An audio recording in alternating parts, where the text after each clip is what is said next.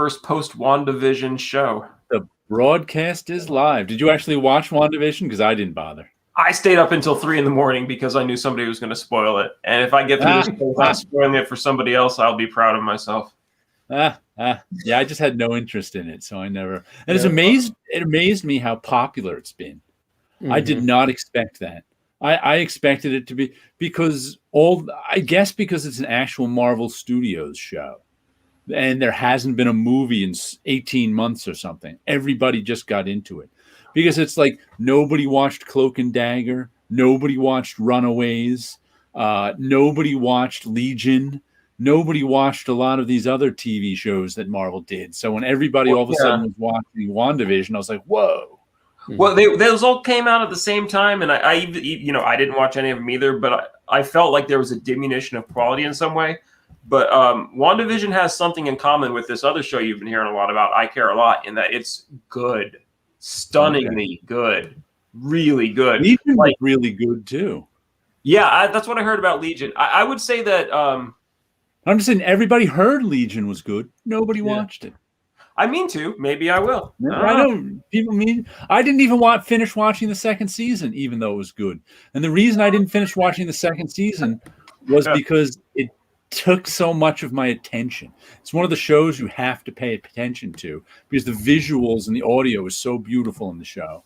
Yeah. That you have to really pay attention to it. And I just have a hard time sometimes giving that much attention to a show. No, sometimes you resent it. Yeah, I agree. Yeah. I definitely agree. That was part of my problem with I Care a Lot was like, oh my God, I'm having to watch this.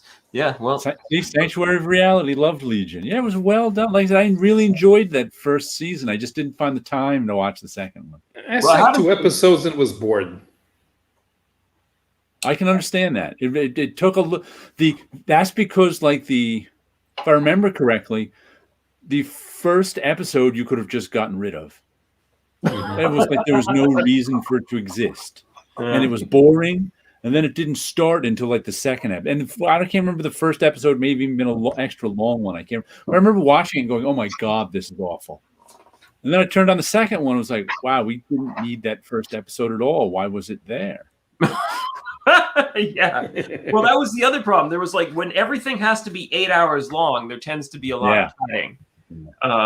But the reason I brought it up, because I know this is a comic book show, is like WandaVision was profoundly a love letter to the comics. And I've seen practically every Marvel thing, although I haven't gotten to Legion yet. But the WandaVision show showed more evidence of having really read and appreciated the comic books that it came from. That it's solid continuity work. They don't just they don't just recreate what happened. Like they really thought about it and they put it together again. Like the slow motion tragedy of the Scarlet Witch, just the 30 years of hell that they went through. Right. They present it. Okay. It's actually, and like, it's filled with like, I'm not a big Easter egg guy, but no, we're not going to spoil. Jeff has promised not to spoil anything, and Paolo and I haven't watched it, so he's just telling us how good it is. And then we're going to move off it. So don't worry.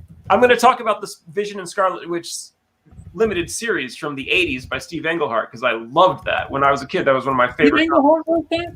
What? Steve Englehart wrote that series? I hate to be wrong, but I'm almost certain he did. I just don't remember. I don't remember who wrote. I just remember finding it mediocre.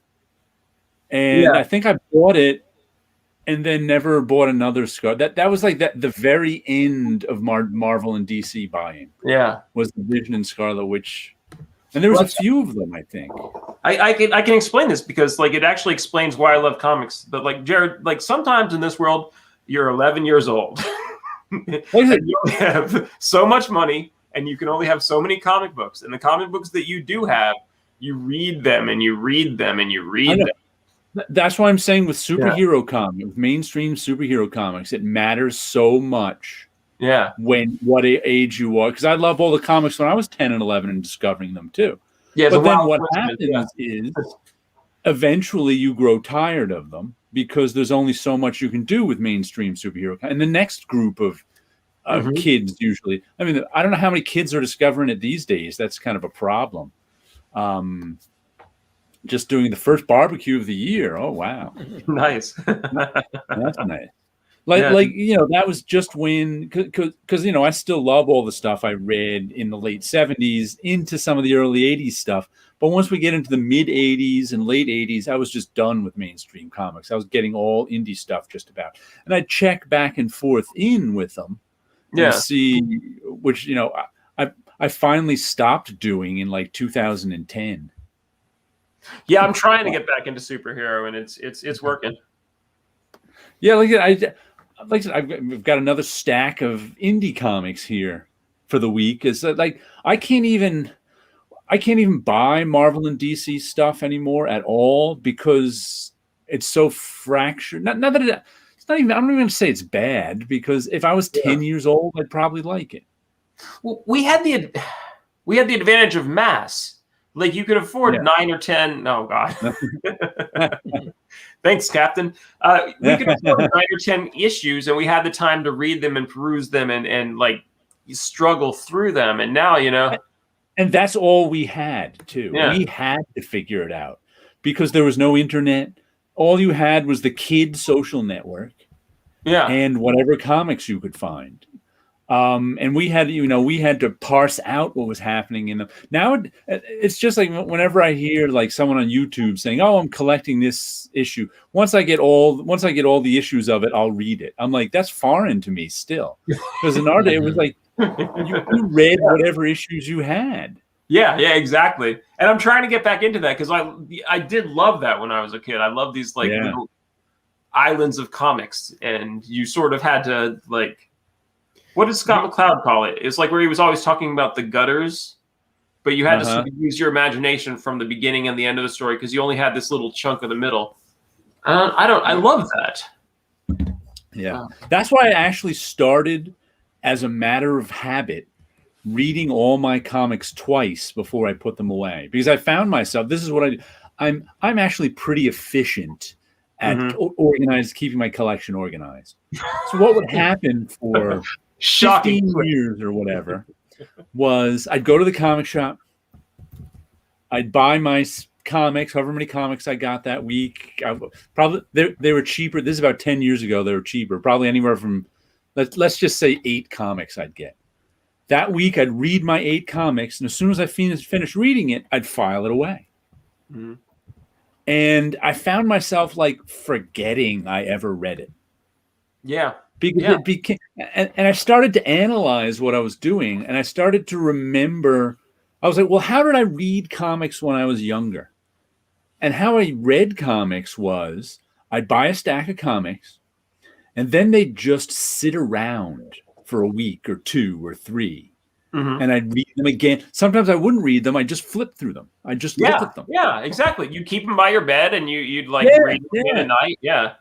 And you read the weirdest stuff over and over again. Like Scott. Oh, cool. Hey, Scott, you're back. It was indeed a dead battery. Oh, that's good. Oh, good. His car was just dead battery. Easy. But anyway, so after that, I decided to I have this little area over there that's on top of my printer. That's where I keep. I have these out right now. I keep one comic that I look at the cover. I pull an old cover off my shelf and leave it there so I can kind of look at it for a week. And then I just like this old Black Knight cover, so I left it there. This Marvel Age has been out for almost a year. So now I just put comics over there so I can pick up. Back there, I have my comics to be read pile. And I read them and put them back, and I read them twice. Then I let them sit over there for a little while, and I maybe pick them up and look at them again before I file them. And I find I actually remember them now, rather than reading it once and then immediately putting it away and never to be pulled out for 25 years. Yeah, it actually.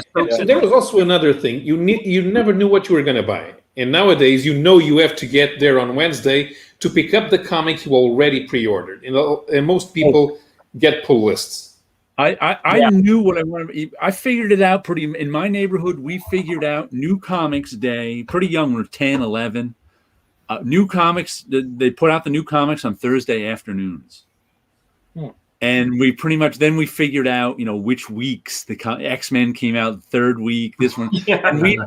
And we used to have a couple of places we'd go to, and they'd be annoyed because we'd be Thursday afternoon at like 3:00. We'd be in the store. New comics out yet? And sometimes they couldn't get to them, and they're just. And so they'd try to get them out just so we'd stop hanging around and annoying them. Yeah. But you had to get there and get your comics before, they were sold out or something. So we knew the schedule of when they put the new comics out. There you go. I kind of noticed that until while I was still in school, I bought little comics. Sometimes I'd get my parents to buy me one just so I wouldn't have to spend my money. But usually I had very few comics compared to what I have now, even by age 15, 16, and they would all fit inside a cupboard. And it was only when I really started working with a real job that I started buying comics en masse. And all of a sudden, so that's why you eventually stop reading them more than once, because you keep buying so many every month that you really have no reason to reread them. You have to keep that assembly line of reading running. Yeah. Right.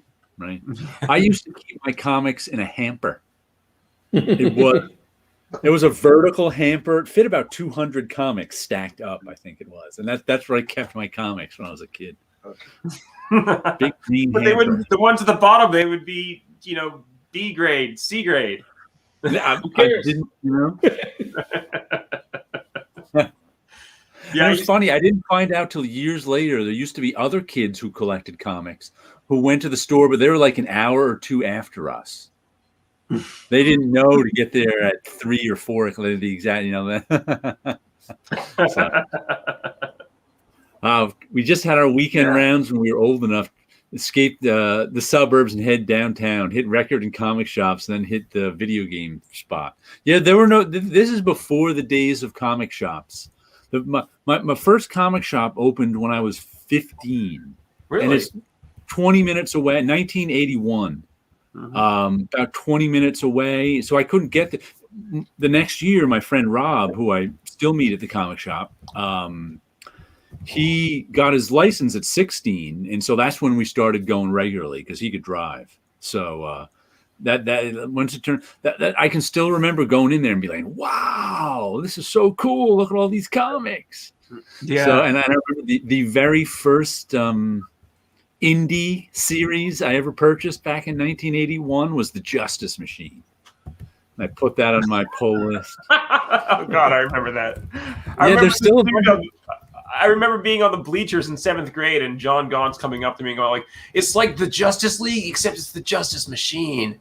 There was actually like 3 volumes of it. This was the original. It was like magazine size in black and white.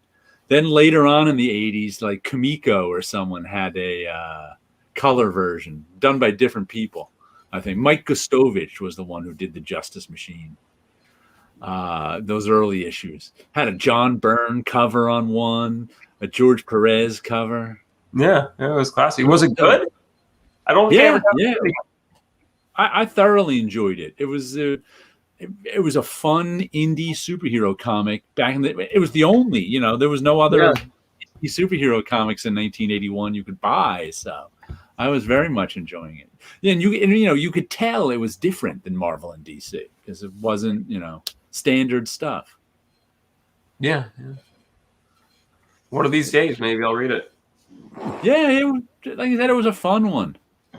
It got it got not as good, as time moved on, and there were other versions of it. I like the original ones best. Texas Comics, I think, published it, and then Noble. Yeah, that sounds right. I wonder where they were. Now the future makes me look up everything. And Cobalt Blue. I've seen that. I'm in some group on Facebook called Indie Comics of the 80s. And a lot of people have been, Justice Machine was a flip book with another book too called Cobalt Blue. And a lot of people have been collecting Cobalt Blue recently, I noticed. Founded in 1983, headquarters, Texas. Come on. The entire state. Europe. Was that Texas Comics? Yeah. But it must have been Noble Comics first, and then Texas Comics published it. I had a quick glance at the Wikipedia page. It looks like it had a troubled life, but yeah. Gore Vidal bought some of those Justice Machine comics at the time. I still have one. Yeah, I still have my it was always a favorite of mine. It was a sentimental favorite because that was when I bought when the first comic shop opened near me in 1981. I don't know if I think the first ones were even in 1981 of Justice Machine. So I just remember going in there and going, wow. 80s and 90s indie books were really good. I mean, I know we always prefer the stuff that was big when we were kids, but I also think that when we were kids, we were looking for the best thing we could find. And as it happens, comics were really good when we were kids. That was pretty close to the peak. Yeah. Your lawyers will pay for those. Yeah. Texas is a continent. Texas is my spirit animal. You have no idea how hard it was to even discover that those U.S. indie comics existed in the 1980s, because I think it was only about 87, 88 when a couple of publishers tried to experiment with American flag and stuff like that. But the majority of those titles we had no idea, and since most of those publishers, they were either self-published or the publisher had no economic interest in the property itself, there was no licensing to foreign countries, not in any capacity that was practical to promote the property. So we ended up not knowing a lot of stuff that existed. Well, what were you reading? Did you have like Portuguese indie stuff? Yeah, we did, but that was also hard to come by. It had to be published in a book in order to get to bookstores. No. We had a bunch of black and white magazines that disappeared progressively during the 1980s. And some of them had everything. I have a couple where one issue they would have Khazar, and the next issue they would have something French. Then they would have a British war story. They would have an Italian science fiction story. Then they would have DC's Warlord. Then they would have the Phantom. Right. Yeah. Whatever that happened to be not licensed that week. Yeah, absolutely. It was pretty chaotic. But see, most of these, they belong to big corporations. Mm-hmm. So you're not going to get ElfQuest stuck in the middle, because the Peonies probably had no idea how to get somebody in another country to get them to publish their comic. Absolutely not. Yeah, no. How could they? I mean, geez, it would be hard now. So it would have to be an editor in another country who was familiar with what was going on in the United States, that would have access to those American comics, or at least to a magazine about comics, and look at it and say, man, that looks like an amazing comic. I'd like to publish that. Because otherwise, it was just impossible to you have get. somebody that was actively looking for those things to import, then you never saw. Yeah, that was exactly. Did you have any trade publications for Portuguese comics back in the early 80s? No. We had one in 1996, a weekly 16-page magazine in newsprint. Mm-hmm. That was made with the leftovers from that publisher's weekly newspaper. So it was really cheap, but it only lasted for 16 weekly issues, and then it was gone. And the guys who did it, they copied a lot of stuff. They had access to the American magazines because they copied a lot of stuff from it. From what I remember from them, because I didn't keep them, they were newsprint. They would have degraded. Right. But from what I remember from them, they had to be copying the Americans. Otherwise, it would be impossible to do those articles the way they were done. Gotcha. Which reminds me, we're going to be making a fanzine. Oh, are you? Tim and I were already discussing it. So if you guys want to write or draw something for the fanzine, what do you want? We'll be discussing it. But because Tim really wants to make one, and I was like, I'll put it together. Sure. Sure, yeah. No problem. I spend a disturbing amount of everyday drawing. Yeah, what do you want? We don't know. We're just figuring out what it's going to be. So Right now, Tim is reaching out to various people to see if they want to do something for it, and he's going to write a piece or something or put some art in. So just keep it in mind. We haven't figured anything out solid yet, but we'll be making it together. We'll be putting it all together sometime in the next couple of months. I'm actually printing it up. Nice. Mm-hmm. Have you decided on a printer yet? Probably the one I've gone, Printing Center USA. Mm-hmm. Is one I've used before with the custom comics I've done, and I think it was for 100 copies of 32-page black and white with a color cover, 8.5 by 11 was about $200 plus shipping and tax. Really? That's for a black and white one. I think that's low enough that you could actually almost make a profit on that. That's pretty good, no? I mean, Printing Center US. I think they're in Montana. I found them on the web a while ago. And we've used them for full color. They're of course more expensive, but they did a nice job with the custom comics that were made there. Yeah. Well, the quote I got for War on Christmas was way more than that from that place in Was New it York. Black and white? No, it's color interiors. So that's what it is. Difference. It's going to be triple that if it's color. Yeah, I know. The days of meanwhile, in the comment section, Texas's dirty underbelly is being shown. Live being bought and sold, making a mockery of justice. Oh, is there a Texan in the chat? Lovely. Gore Vidal is from Texas, I believe. Well, maybe he's near Texas Comics. No, I'm a huge fan of Texas. Yeah. Tom Strong thing and Booster,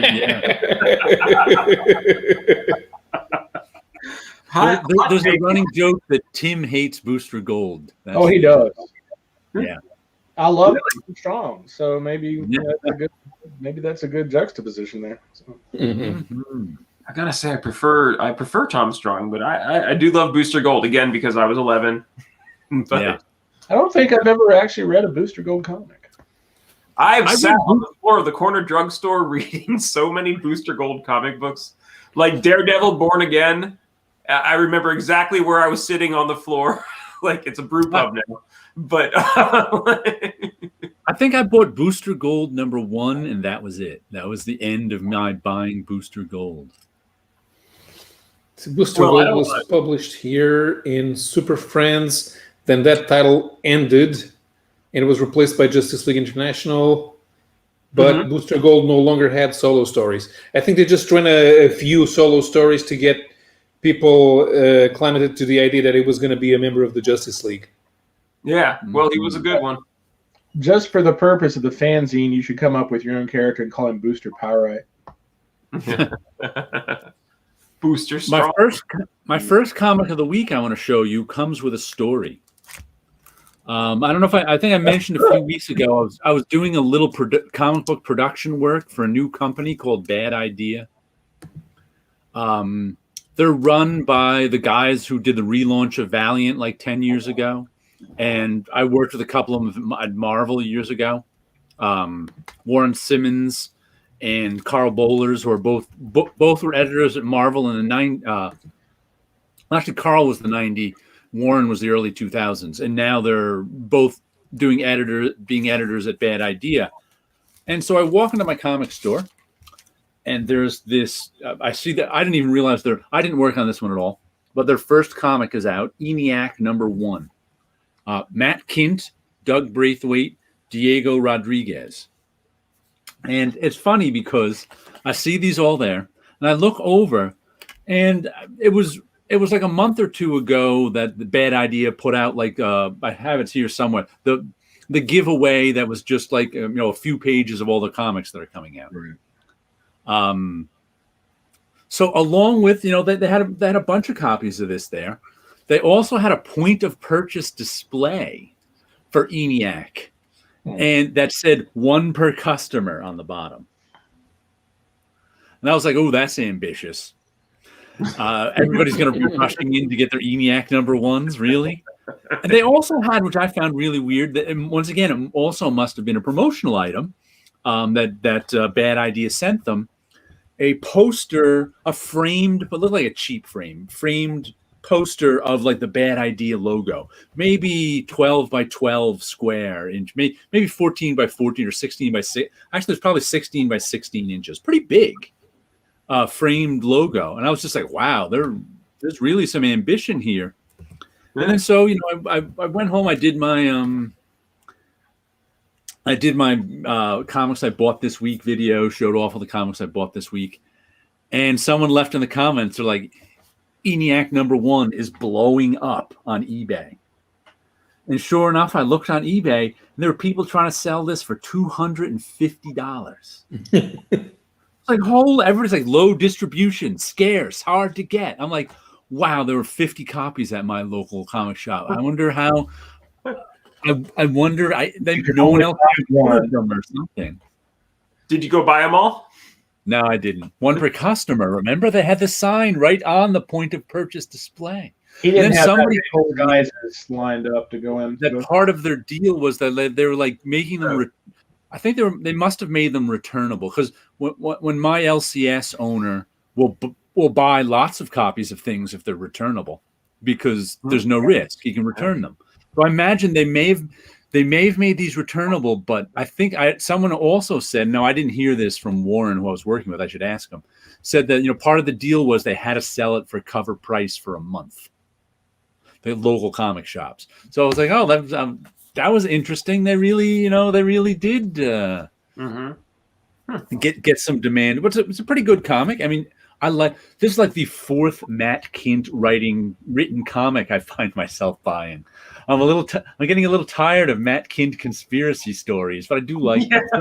But 4 of them might be too much. But there's only a 4-issue mini too.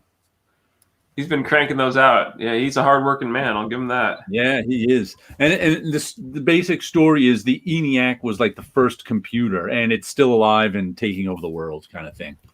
I hate it when so. You have to embiggen it so I can see the cover. Okay, hold on. ENIAC was programmed before punch cards. How the hell is it going to take over the world when it has less capacity than a calculator? They don't know. Yeah. There we go. With these 16 kilobytes, I will rule. What's wrong with them? It watched the classic Star Trek episode, The Ultimate Computer. Yeah. So now it's an M5 Daystrom class. Yeah. But ENIAC, can you tell me what love is? They didn't make me buy all 4 issues. I mean, I don't know. Well, you know that. I just bought the one, and now I can put it on my pull list if I want. But I don't think my comic shop does that. They don't make you buy all. Yeah, they also have first print, and I don't know what that is. My LCS owner was trying to describe it. They're all first print, but one counts as no first. But it's crazy. They had 2 different versions. Mine says first printing on it, so they had the same one with a black logo. Wow. It's like manipulating the market is half the art there. But I don't know how they did. I mean, everybody would love to manipulate the market. I go, where's Spock's brain? Yeah, I've seen Spock's brain more than once. I mean, who wouldn't want to manipulate the market? But places have tried, but they always, because there's no I mean, how did they drum up? Check their website. It reads insanity. I will have to check it. I haven't. I'll just type bad idea into the internet, but it's going to give me a lot of options. And of course, the other #1 issue I got is My Love for You Is Like a Truck, Berserker. Now that sounds like something that came from Texas. No, Jersey. Jersey would have been a Camaro, not a truck. No, that's a line from Jay and Silent Bob. I mean, from the original one, Clerks. Yeah, Clerks. It's pretty berserky. Is that based on the manga, or is that a new thing? Oh no, you haven't heard about this one? Mm-hmm. Oh, where have you been? This is the new Keanu Reeves comic. This what? It's Keanu Reeves and Matt Kint, and Ron Garney and Bill Crabtree. Yeah. Boom Studios is putting this out, and they moved 400,000 copies of this one. They did a Kickstarter, not for the comic, but for the trade paperback, I think it was, and they moved a lot of the trade paperbacks. I want to say they made so much money selling Valiant, they can afford to lose money and screw with people. See, I don't know if I don't think they made so much money selling Valiant. Yeah, every while the violence. Yeah, it was okay, but there wasn't a lot to it because they didn't sell Valiant. They lost Valiant. They had to whoever it was. I forget who the original guy who bought the Valiant property, Dinesh D'Souza or something like that. I can't remember. No, that's somebody different, but yeah. That's somebody different, right? That's just another Dinesh name I know. Yeah. I think he's an actor. Political, whatever the yeah, I don't know why that name's in my head and not the name of the Valiant and now Bad Idea guy. Well, now we have a moral responsibility. Now you have to look. Yeah. But what happened was, I think at some point, like in the mid 20 teens, they had to raise capital. And in order to raise capital, they got it from a Chinese company who had a buyout option if they couldn't raise more capital in a certain amount of time. Mm-hmm. So they got bought out, but I don't know if they made how much money they made. I'm sure they made some. They was rich to begin with, the guy. Yeah, 615K copies of Berserker so far. That Berserker Texas comment has been sent to my lawyers. But you're in Texas. I lived in Austin for 14 years. And Jeff, here's the story that comes with my local comic shop. Okay. My LCS often for the ratio variants, the 1 in 50s, the 1 in the thousands. He pre-sold 16 of the 1 in 1,000 copies of this, which comes with a Keanu Reeves autograph. And I think they send it straight to CGC too. And I think it was somewhere up around $2,000 he sold. He said he sold 16 copies. Now keep in mind, at best he's going to sell 200 of these in store. So in order to get those 16 1 in 1,000s, he needed to order 16,000 copies of this. Insane. The math of that has really stuck with me. Like one issue with Keanu Reeves' signature is equal in sales to 1,000 ordinary issues. It's really got me thinking about do I know anybody more famous than Scott Koblish? Yeah. I heard them on the podcast saying they were financially set. They had their share bought out, perhaps by force. But well, I'm glad they got a nice cash. I was wondering about that. I wasn't sure. I'm very pleased for Dinesh Shamdasani. What was that name? Dinesh Shamdasani and Jason Kuthar. Yeah, I figured if you what was the first syllable? What is the last name? Shem. Okay.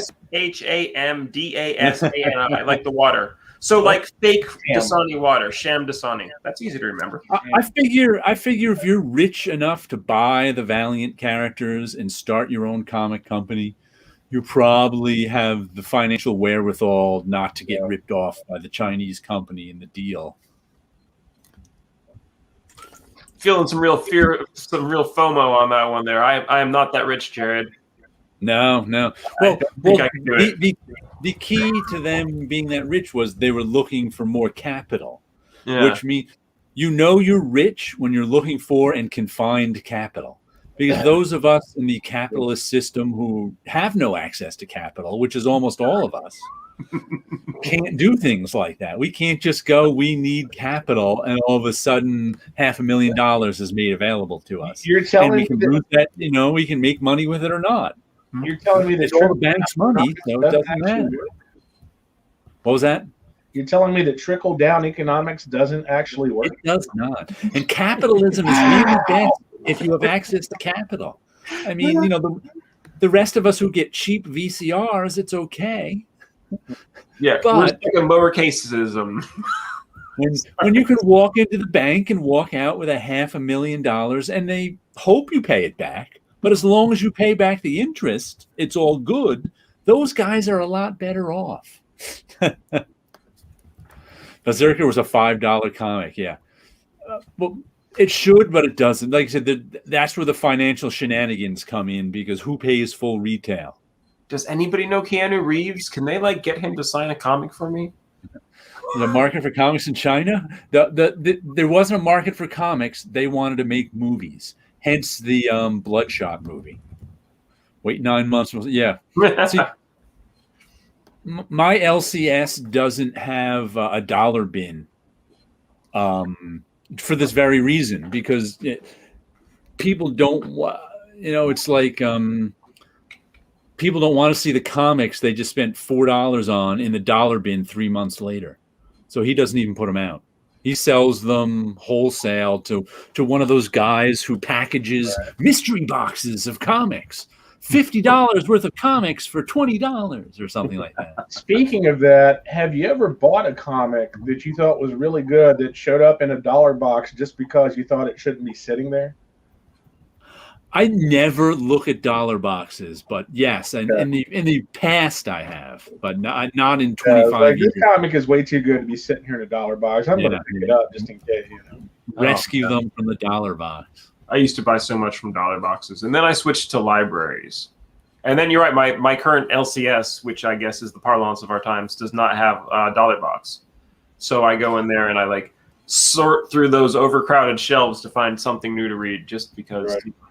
My LCS does have a dollar box, but it's old stuff, 90s crap and stuff. They don't have a dollar box. Like some shops put a, they had to buy 1,000 copies of Berserker to get that 1 in 1,000. They'll put those issues in the dollar box in 3 months. Yeah. You can't give them to a children's hospital. Yeah. I go through dollar. Yeah. Sometimes you're like, and it's like every comic I paid full price for, and I show off on YouTube, Gore Vidal then goes and finds in the dollar boxes for cheap. If you ever get a chance to meet in person, we're going to have to go comic shopping with Tim, because what he'll do is go through these boxes and he'll make a pile of stuff he just pulls out that is literally like half as tall as the Eiffel Tower. And he'll whittle through it slowly. And he'll make a smaller pile of stuff he actually ends up buying. Yeah. I just go through the box and I pick out what I want and I buy it, But he makes these giant stacks and it's hysterical to watch. Sometimes do you sort your comics? Like, how do you sort your comics when you get them home? Like, how do you decide what order to read them in? I just go by feel. Whatever I feel like reading. Whatever strikes my fancy at the time, really. Oh, I always put them in order from the one I'm looking forward to the least to the one I'm looking forward to the most. Like, I always save the one that I think I'm going to like the best for the last. For me, I think I have an order I'm looking forward to read them the most in, but that changes when I actually flip through them. Yeah. Because at that moment, I read it sometimes like, I really want to read this one first. I really want to read. And then I get them home. I put them in the pile. I finally sit down and read them. And I'm like, I think I want to read this one now. Yeah, or I want to look at this one. My LCS owner sometimes gives me comics too. Every now, it's like I've got a second copy. He's like, sometimes he buys stuff, and if I just happen to be there, like when he's going through the comics, he's like, extra copy of Skate Man for you. Here you go.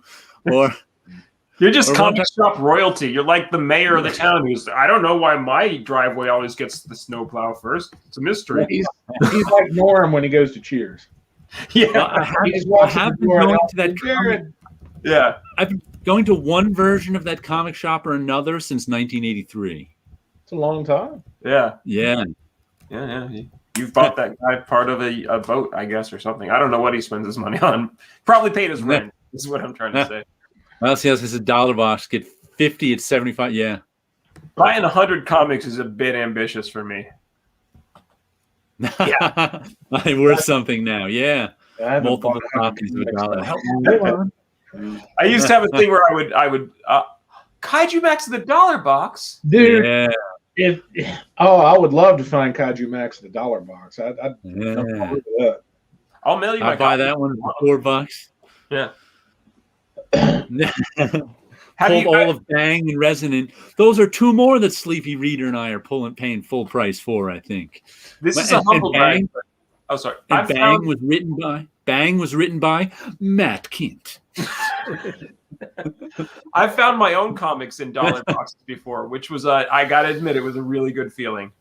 Like You had to reflect on how they got there, and you're like, oh, I guess they didn't really enjoy that issue of Busta Lovecraft. But I mean, just to be in a dollar box was to me very satisfying. No, I'll tell you. Now, somebody they find your comic in a dollar box and say they found a hidden treasure. Yeah. I didn't find my comic in a dollar box, but the comics I made in the late 90s. I know I didn't. My friend Ed, who worked on it with me, must have given some copies to Walt Simonson. About 10 years later, my comic shop owner's like, oh, I don't know if I want to show you these. I'm like, what? He's like, Walt was just dumping off a bunch of old comics at the shop that he didn't want anymore. You know, I was like, and sure enough, mine was in there. Like, I don't care. You know, as long as you read it. Yeah, whatever. Who knows if he ever did or not? But I was like, oh, he dumped this one. I'm like, I'll just put it in the pile with mine. Did I ever tell you my Walt Simonson story about how I met him? No. Yeah, I was at Dragon Con. It was early 90s, and Sid Mead was giving a presentation there. And so I go to sit down, and it's pretty crowded, but there's a couple of seats. But there's one next to me. And this guy taps me on the shoulder, said, "You mind if I sit here?" And I'm like, "Sure." And then it dawned on me it was Walt Simonson. We had a nice little conversation about the haunted tank models he used to build way back in the day. Yeah. Now, I kind of wish I'd had asked better questions than what I did, or brought something signed for him. But it was like one of those double takes. Yeah, you could. Oh, yeah, you can sit here. Absolutely. He's a distinctive gentleman. I'm getting old enough that I'm getting to be jealous of the snappy dressers, and I gotta admit, him and Howard Chaykin.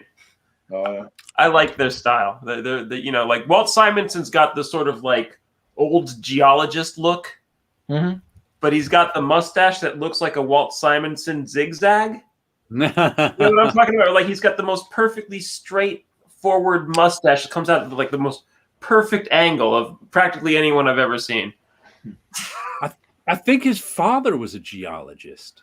His father was a geologist. His father was actually friends with my family, and my dad and my parents knew each other growing up, but none of us knew because my grandfather was such a weirdo and really bad at communicating. Like my grandfather just randomly started buying Red Sonja comics in the 80s, but wouldn't let anybody read them. And we were all confused and thought he was being a weird old man. But it turns out that he knew who Walt Simonson was. He recognized him and he liked him. Gotcha. I heard Walt was telling me some stories of his father being a geologist because when was it? Either this past summer, I think it was maybe even in the spring. It was funny. We were talking about 40 feet apart because of COVID. He had a couple slides he wanted me to scan for him of him dressed up for Halloween, like in the early 70s. I think he was a vampire. So he posted them on Facebook. Yeah. Like, could you scan us a couple of slides for me? I'm sure, no problem, because I have a slide scanner here. And so he dropped them off in my mailbox. And I pull the slides out. I go to scan them, and I'm used to cardboard slide holders. These ones were metal. I'm like, metal slide holders? I've never even seen these before. Yeah. And later, when I was talking to him 40 feet away, he's like, "Oh yeah, those were his father. His father was a geologist and would go all around the world, taking pictures of soil strata and things." Right. Yeah. He was apparently his name was Roy Simonson, and he was apparently one heck of a guy. I've got his picture on this computer somewhere. If my computer will kick it up. That's cool. And he became a hobbyist of taking slides of his own too, because he was taking them all of the soils too. So he took his own. And in those days, if you would get your slide, and the ones you really liked, you'd put in these metal holders. I was like, "Wow, look at that! I never saw those before, metal slide holders." I guess when you're running around in Wyoming, that's what you need. Yeah. If I got the chance to talk to Walt Simonson, I wouldn't talk about comics. I'd only talk about dinosaurs with him. Okay, you want to talk about dinosaurs with somebody? Talk to William Stout. Good to know. I do want to talk about dinosaurs. Talk about dinosaurs for a good couple of hours. That sounds interesting. Yeah. One of my comments came from one time. I was out to lunch because who was there? My friend Ed was there, and he's a good talker, and of course I can talk, and Walt can really talk too. And I think Bob Wyachek was there too. He's not so much a talker, and my sister. And we were just sitting there gabbing. My sister's like, and we get home, she's like, how do you guys know whose turn it is to talk? It's an arcane male art. It has to wait for someone to take a breath. There was a lot of gabbing going on. That's cool. Okay, how do I send a picture through this thing? Like, do I just email it to you? I think there's if you click on share, you can share a video file or your screen. Okay, let's do this right, so I'm not wasting everybody's valuable YouTube time. Okay, I'm going to click share screen. My entire screen. Here we go. Is it working? No. That is clearly. Hold on, I've added the stream. That was not exactly what I wanted. Is that any better? Yeah, I can see one picture. Working now, yeah. That is Roy Simonton in 1913 when he was going to grade school. With your I have no idea which one he is, but somebody told me once. With your grandfather, did you say it was? My grandfather's Art Sebesta, yes. I don't know the whole story, and it's lost to history, but you know which one Art is, though, right? He's not in there. No, that's. I have no okay. idea. Yeah, I can't remember all the shit people tell me. If I could. I know. I go back to 62 Blues. I know exactly which book you're talking about. I have that one too. Oh, that sounds good. Here's my depressing story of the week. If you want to hear how badly creative people are treated in the publishing industry. Uh-huh. I think I told you a couple weeks ago, I heard from an editor at Simon & Schuster that was putting together a book on women in comics. And she emailed me and was like, because she saw my PDF book I put out last month, the Double Secret Probation and pictures of everybody in the Marvel bullpen. You can go to jaredosborne.com and see that if you want. But she wanted to know if she could use some of the pictures. I said, sure, but I'd be interested. Okay. So I got an email from her this week. She's like, oh, let me know if you have any high-res versions of those and if you're willing to sign the release. I was like, well, that's a strange turn of phrase, if you're willing to sign the release form. So I looked at the release form, and it is just something no one should ever sign. You sign away all your rights irrevocably is in the release form. It's not supposed to say that. No, irrevocably is in. I was like, what? And in perpetuity, I don't think in perpetuity, but and you sign away any rights to they can. Oh, and it's a non-exclusive release form. Oh, so I can use my own photo? Oh, that's great. What a how generous to me. Yeah. And it was just, and then the first paragraph was how you're irrevocably signing away your rights, not only to the photos, but to anything they want to do with the photo in the future, including any spin-off, any other medium, any this, any that. Wow. And then at the end, then the second paragraph is all about how you say this photo is free from all copyright claims anyone else can make on it. That's your problem. I'm just like, and of course I wrote back, oh, yes, I have high-res copies, and no, I won't sign that for release form. She was like, I totally understand. I just have to give you But it's like the most draconian release form I've ever. It's like, this is the stuff they made, Jack Kirby and Steve Ditko sign in the 1961 or something on the back of a check. Or something. It was just like, what? Oh yeah, he used to do that, right? Yeah. I forgot about that. Yeah, wow. That's what they used to do in comics. The House They of used to put Ideas. that on the back of a check. So if you signed your check to cash it, you signed away all your rights. I bet somebody thought they were so clever when they thought of that. Shh. Anyway, well, so did she come back with another release form, or was she like, I can't do it? No. She was just like, I knew they wouldn't. She was like, no. These days, if you even question the release forms, the lawyers want nothing to do with you. Yeah. Bob, unfortunately, has glaucoma right now, I think it is. Oh. I'd have to call. I haven't heard from him in a while. But yeah, he can't work at the moment. So he didn't quit comics, or comics didn't quite quit him, but his eyes quit on him. Yeah. So he needs a surgery. He also stopped going. I don't know why. His son's been running I think his son started running a GoFundMe for him for his operation or something, because and he hasn't been on social media at all because he can't see the computer that well. Right. This industry is with old artists. Last time I saw him was this summer, and it's like if you put your hand out to shake hands, he doesn't know it's there, kind of. That's how bad his eyes are right now. Yeah. Yikes. Yeah. Oh, yeah, it's terrible. Yeah. Well, you use up your eyes while you're using them. It's a fact. Nobody wants to read it. I'll be right back. I apologize. Mm-hmm. Yeah, but that I couldn't believe that release form. It was just like. Did it also mention you're signing away any potential of arbitration in case something went wonky? No. Okay. I don't think it did, though. I'll have to read it to you. Just yeah. Now it was only 2 paragraphs. The first paragraph was about how they can do whatever they want with the picture. You don't, and you can't do anything about it. The second paragraph was about it's not our fault if someone claims copyright on this. That's you should have checked that out. Yeah.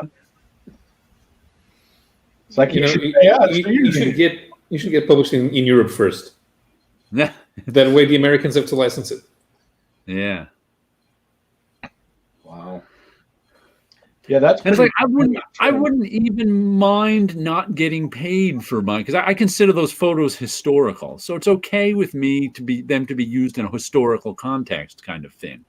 But to sign away my rights to them is just insane. Wouldn't it be funny if you had a pre-typed counter proposal contract you could send to them? I was actually gonna look that up, because I know there are some printed up. But that also reminded me of a story I heard from Dave Sim, where and this is how Marvel and DC both are nowadays, where some editor wanted Dave Sim. This is like in the aughts, 2005, 2006. Wanted, after Cerebus had ended, they wanted Dave Sim to do something for DC. Little 8-page story, right? So Dave Sim was into it. He's like, yeah, but that sounds cool. I think I'd like to do that. And the editor, of course, is all excited. Then they sent him the contract, which, of course, the editor has nothing to do with. Yeah. And Dave Sim was looking at the contract. He had a couple of questions about it. He said, he's like, this isn't clear. I don't know what this means. So he wrote a couple of things on the contract, sent it back to the editor, and never heard from him again. And then he called the editor and was like, what's up? I'm just, and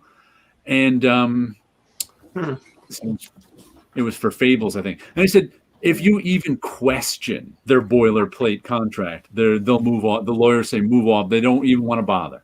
Plenty of other people who want to work for DC who won't question the boilerplate contract. So move off anyone who even questions it. Yeah. And that's how they run their business. Unless you're who's the Harry Potter author? J.K. Rowling. Oh, J.K. Rowling, yeah.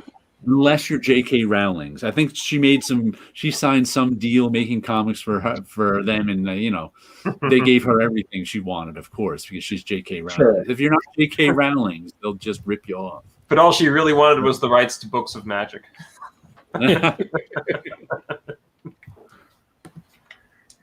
Yeah, so that's how I knew that I wouldn't be able to negotiate. That's what it is. The main problem is when you're a creative person, the only negotiating power you have is to walk away and not do it. And that's not negotiating power. Jeff Smith said Disney had wanted to buy Bone from him, but they didn't even offer him enough to buy a sports car. Yeah. They don't care. Disney is so used to buying things cheaply that they don't care if they can't get something expensively. Oh. Yeah. Once you own everything, like a big collection takes on a gravity of its own, and they have rights to everything. Mickey Mouse is supposed to expire in spite of everything in 2 years, isn't it? Yeah, and we'll see. Yeah, they already changed the law twice before. Well, the problem is most of the stuff that people like about Mickey, nobody can use. The thing that goes into the public domain is Steamboat Willie. And the only thing you can do with Mickey is based on Steamboat Willie.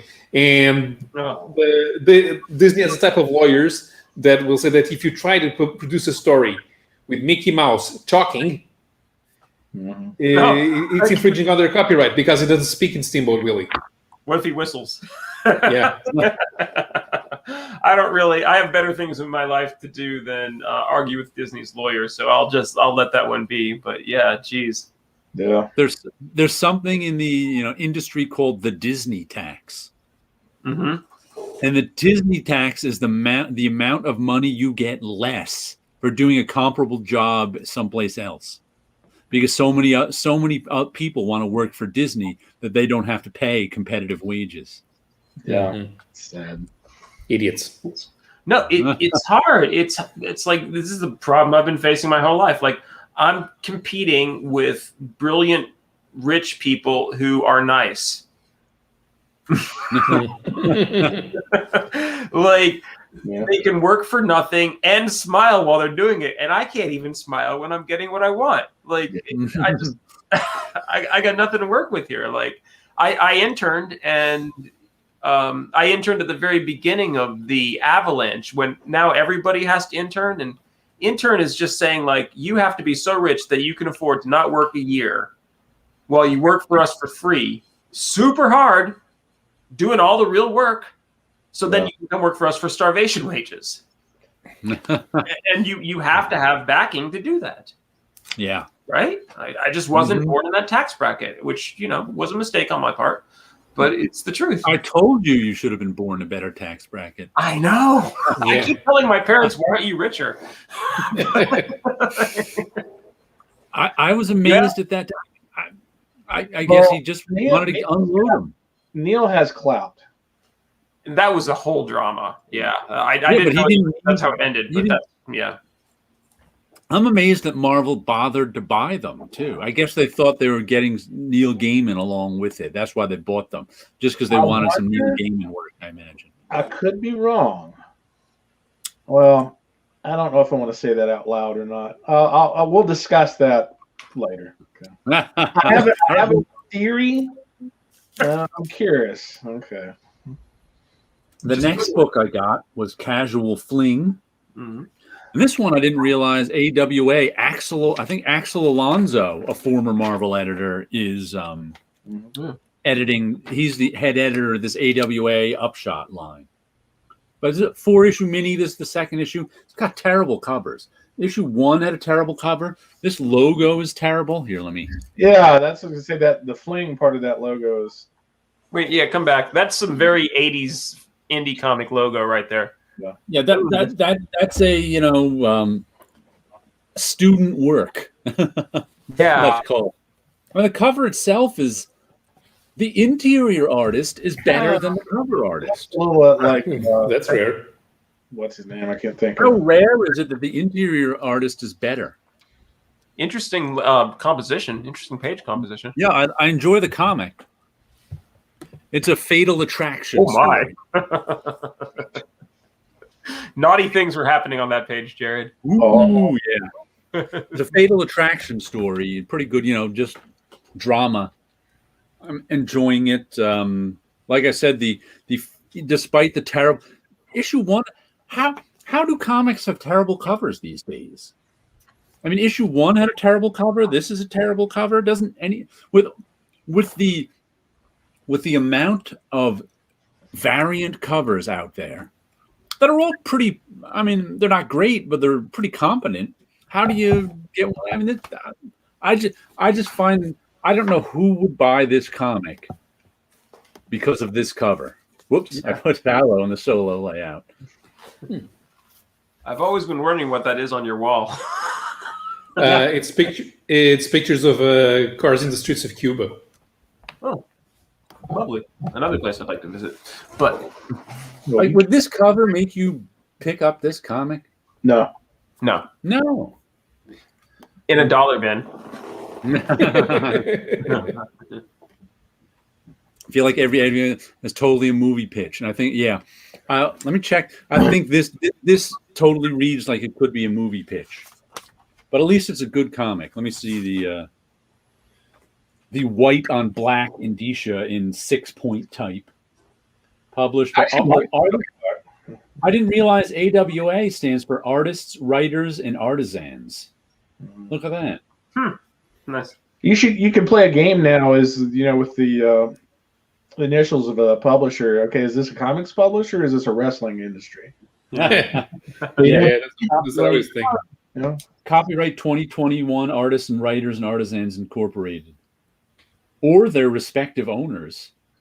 The hell does that mean? It means whoever owns the artists. It means the guys who make you sign away the rights to your own photograph. Yeah. Holy cow! I didn't realize Bill Jemis was the CEO and publisher of this. Oh Jesus! Really? Look at that. Yeah, with the amount of Stan Chow is the art director and logo designer. We can blame him for this terrible logo. Sorry, Stan, if you're out there. Sorry, Stan. It might not even be your fault. I understand sometimes you listen to what the boss says. He can blame it on the understudy. You needed to work on your drapery a little bit better, and the kerning is all off, and the fling is just sort of down and to the right. But it looks like an interesting comic. So just putting two. It's a good comic. I like the comic. You can't even see the covers at my LCS, so like they're just all juxtaposing two different style fonts doesn't work for a logo. Right. Like I'd have seen Ideal Works or something. Yeah. Yeah, that's what it stands for. Mm-hmm. And then we've got our oversaturated cover of the week. Of course, it's a Dark Horse comic, so they use that thin paper. And if we look at, hold on, I'll see if I can get the waves in it for you. Of course, the black cover with good waves. Yeah, that one is quite wavy there. That's called Using Too Much Black Ink on a Thin. Once again, a terrible cover. Yeah. Who's it by, Jared? Okay. Matt Kint. Maybe if they had used two different style fonts for the title. He's like the Michael Caine of the 2020s, isn't he? Yeah.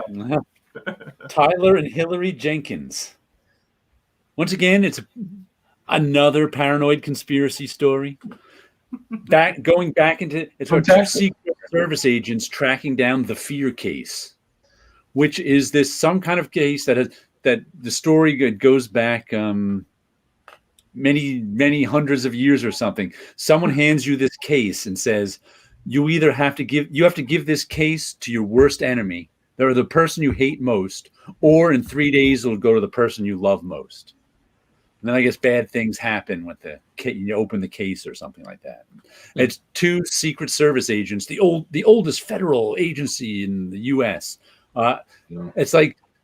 It's the white elephant case that new agents get for a year when they first start, but no one can investigate it in more than a year.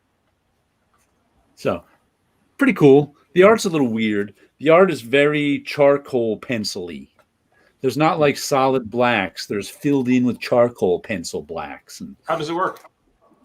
Let me show you. I always want to see the art. Let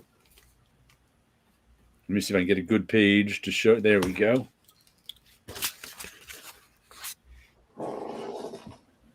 I don't know if you can see there we go, down there. Yeah. Looks okay. And it makes for some really blunt drawings of faces and stuff. That stuff's not always good. Yeah. Oh, yeah, that panel over on the right there that one's pretty harsh. You get that sort of War and Police thing going. It's like they wanted to be Guy Davis. It's like they wanted to be Guy Davis but didn't know how. Yeah. It's like, can I be Guy Davis for the effort? The level of drawing is nowhere near Guy Davis. That's a really apt description, Paolo. That can 3D cover. Cover. I mean, only digital size and exactly. They don't. But you can do it without doing that. You can just desaturate your ink is what you're supposed to do. And the printer is supposed to have software to make sure this never happens, but it happens. They don't pay the printer enough for that. Right. Yeah. And sometimes I think it's just the paper too, because a lot of like this paper is so thin, it's just like the inside is warped too, when I don't think it should be. I think it's just because we're in that episode of Star Trek where they go to a planet and they're like, the natives are like, the great gods built these machines. We can only tend to them. When the spirits leave the fires, we know not what to do. I mean, just on every level, not the specific. The printing press in 1960s, yeah. Like, go to Lowe's and tell me that we are not going back. What was I just reading that was like that? Oh, I can't remember now. My Facebook page. It could have been your Facebook page. I talk about stuff like that a lot. For a person with children, I have no hope for the future, I'll tell you. You're talking about something crazy today. I can't remember what it was, though. Well, I can't remember all the crazy shit I talk about, Jared. That's impossible. Neither can I. Yeah, Christ, it would try. Yeah, I'm not to bring Facebook into this, but a couple of weeks ago, like Jared was like sort of implying that he wanted me to inform him every time I say something mean to a conservative on the internet, and I was like, dude, you have enough to read. I'm a busy guy. But okay, so in Jared, you've inspired me, as I said before, and I have been buying comics lately. Oh, let's see what you got. I've been working hard. Let me make sure I don't have any duplicates here. First off, the last season of Kaiju Max, taken as a whole, super depressing. Those are not happy giant monsters. Okay, so I got Thor because I want to love Marvel again. Let me get you solo. So you can. So you bought something that you kind of needed one of those ridiculous, wall maps to figure out what's going on. Yeah, well, that's part of the fun. Is not knowing what the heck is going on. I mean, like pretty close to the greatest comic book. Oh, well, I should just show art instead of talking about it. But I'm enjoying it. The art This is the art of superhero comics right now. They give me what I want. Like, look, there's a frog, he's Thor. There's Lockjaw. It's clear. I can tell what's going on. The colors are pretty without being oversaturated. Not a lot going on, like standard, like, this is how tough I am, badassery. And these ads are so, like, now that paper's good, ads are so distracting. Yeah. But just for pure composition and storytelling, what I always loved about Marvel is storytelling. Like, look how clear the eye lines are. I'm reading it backwards. Yeah. Like, you really get the motion in when he does the terrible thing to the lady. Who's drawing that one? Nick Klein. It's written by somebody who's not Matt Kint. You wouldn't have heard of him. Nick Klein. I think he may have been the guy who did Drifter. That was a really good series. I enjoyed that one. You know who I love, and I will buy anything I see by him, is Fraser Irving. Okay, look, these are effective pages. 4 panels, 5 panels a page. You can see what's going on. You can tell what's happening. The style does not get in the way of the art at all. That's what I want from Marvel. I want storytelling. And I also got this thing, The Weatherman, because I dug the cover. Just because I like pastels. I like John Constantine. I like space. And this is a sort of what my problem is with indie comics and sort of what I love too. Like, this is the middle of a story. They obviously think that I care enough to have read everything. It's completely baffling. but I'm enjoying it just because I like puzzling it out. It's about a weatherman who gets caught in super science adventures that don't make a whole lot of sense. There's a plague that's turning people into zombies and nobody believes he's a real scientist. Yeah. And he's hanging out with people who are just so bad. They're so tough. They're really good at being bad. Let me put that up there again. Let's see. Did I already show it? Yeah, I already showed this one. But, spaceships going through. Oh, okay. Big explosions. Hey. So I enjoyed it. This is the book I read that Nick Klein drew that I really liked. It's called Drifter. It's written by Ivan Brandon and drawn by Nick Klein. Is that it? Nick Klein the artist? But they ran, I don't know, 20 issues. This issue came out in, where is it? It's got to be an indicia here somewhere. 2014. Yeah, Nick Klein, full color art, Ivan Brandon script. Some really nice art in this one too. This is and I just really liked this this whole series. I found it was one of those series that was one big mystery. Oh, and I actually liked the solving of the mystery at the end. You know how that happened. Yeah. I call it the Lost, the TV show Lost style of storytelling, where the mystery to the plot is what's going on in this plot. Yeah. But they actually Polar Bear pulled it off in this one. I really liked it. I'll check that out. That looks really good. Yeah. Yeah. Sleepy Reader hasn't seen anything Fraser. I don't even know who Fraser Irving is. He doesn't work very hard, but he's so good. Man. Yeah, why not? Didn't Tomorrow's do like one of the Modern Masters books on Fraser Irving? I don't know, but he's really good. He's like up there with Al Columbia for me. Yeah, 62 Lefty Blues. I don't know him from Julius Irving, so 62 Lefty Blues is picking up a lot of stuff from those dollar boxes. Speaking as the world's biggest ambush bug fan, Julius Irving. I claim the biggest. I used to when I saw Giffen comics in the dollar book or the quarter box, I would buy them just to give to people. Right. How tall are you, Jeff? 5'11" Okay, so I got you beat by about 3 inches. So I guess technically I'm the biggest. You probably got the reach too, but I'm mean.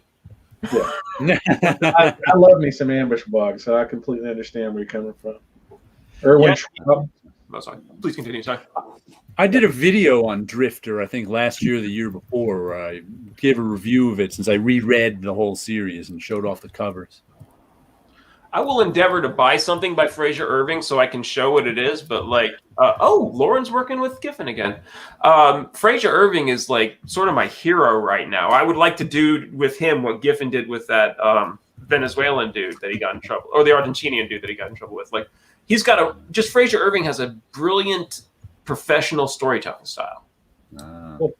Did the March Hare ever have a second issue? I remember one issue of March Hare that came out like in the 90s or the 80s. Oh, so it's not new. No, it's from 86, sadly. So he's not working with Lauren again. Dang it. Yeah, I remember getting that. I think there was only one issue of it that I never saw another issue or something like that. Scott, did I show you my ambush bug page? You have the original page? Here, it's sitting right next to me. I'm a comic book nerd, but I only have two pieces of art that I hold on to. I have a page of Rye that Kevin Kobasic did back in the 90s. And I've always held on to it just because it's sentimental to me. And I got this from Anthony Tollin.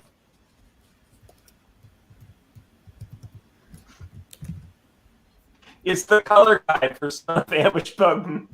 Let's see. Oh, look at that. It's cool. The color guide. Space nonsense.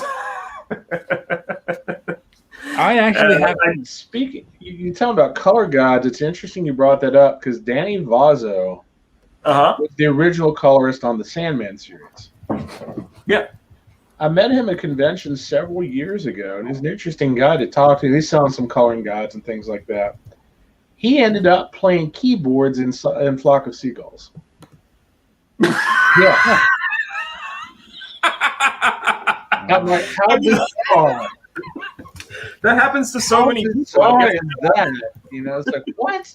It's like, oh my God, I actually know the keyboardist from Flock of Seagulls. I never thought I would say those words. That is strange. Jared, you would know this. The guy, Michael Hutchins, they were always he was in the bullpen in the 90s, I think. He was a big hippie, and he was in some band that was sort of big. Michael Higgins? Michael Higgins. Was he in a band that was actually big? He wasn't in a band. I think you're getting him confused. As far as I know, he was. He used to follow the Grateful Dead around. I know that. But I don't think. Wasn't Michael Hutchins singer for NXS? Who? NXS. Oh no, yeah, Michael Higgins and Michael Hutchins are probably different people. Now they spell and pronounce their names differently. But he ran so far. Yes, Hypno Love Wheel. They were always talking about that in the pages of Marvel Comics, and I'm like, is this that was Dan Cuddy's band?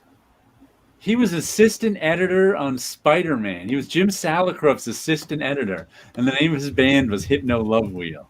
Was it a big deal? They put it in some comics. Did anybody ever listen to them, or were they just a local band? They were just a local band. Yeah. Huh? A local band in New York City is still pretty prestigious, but yeah.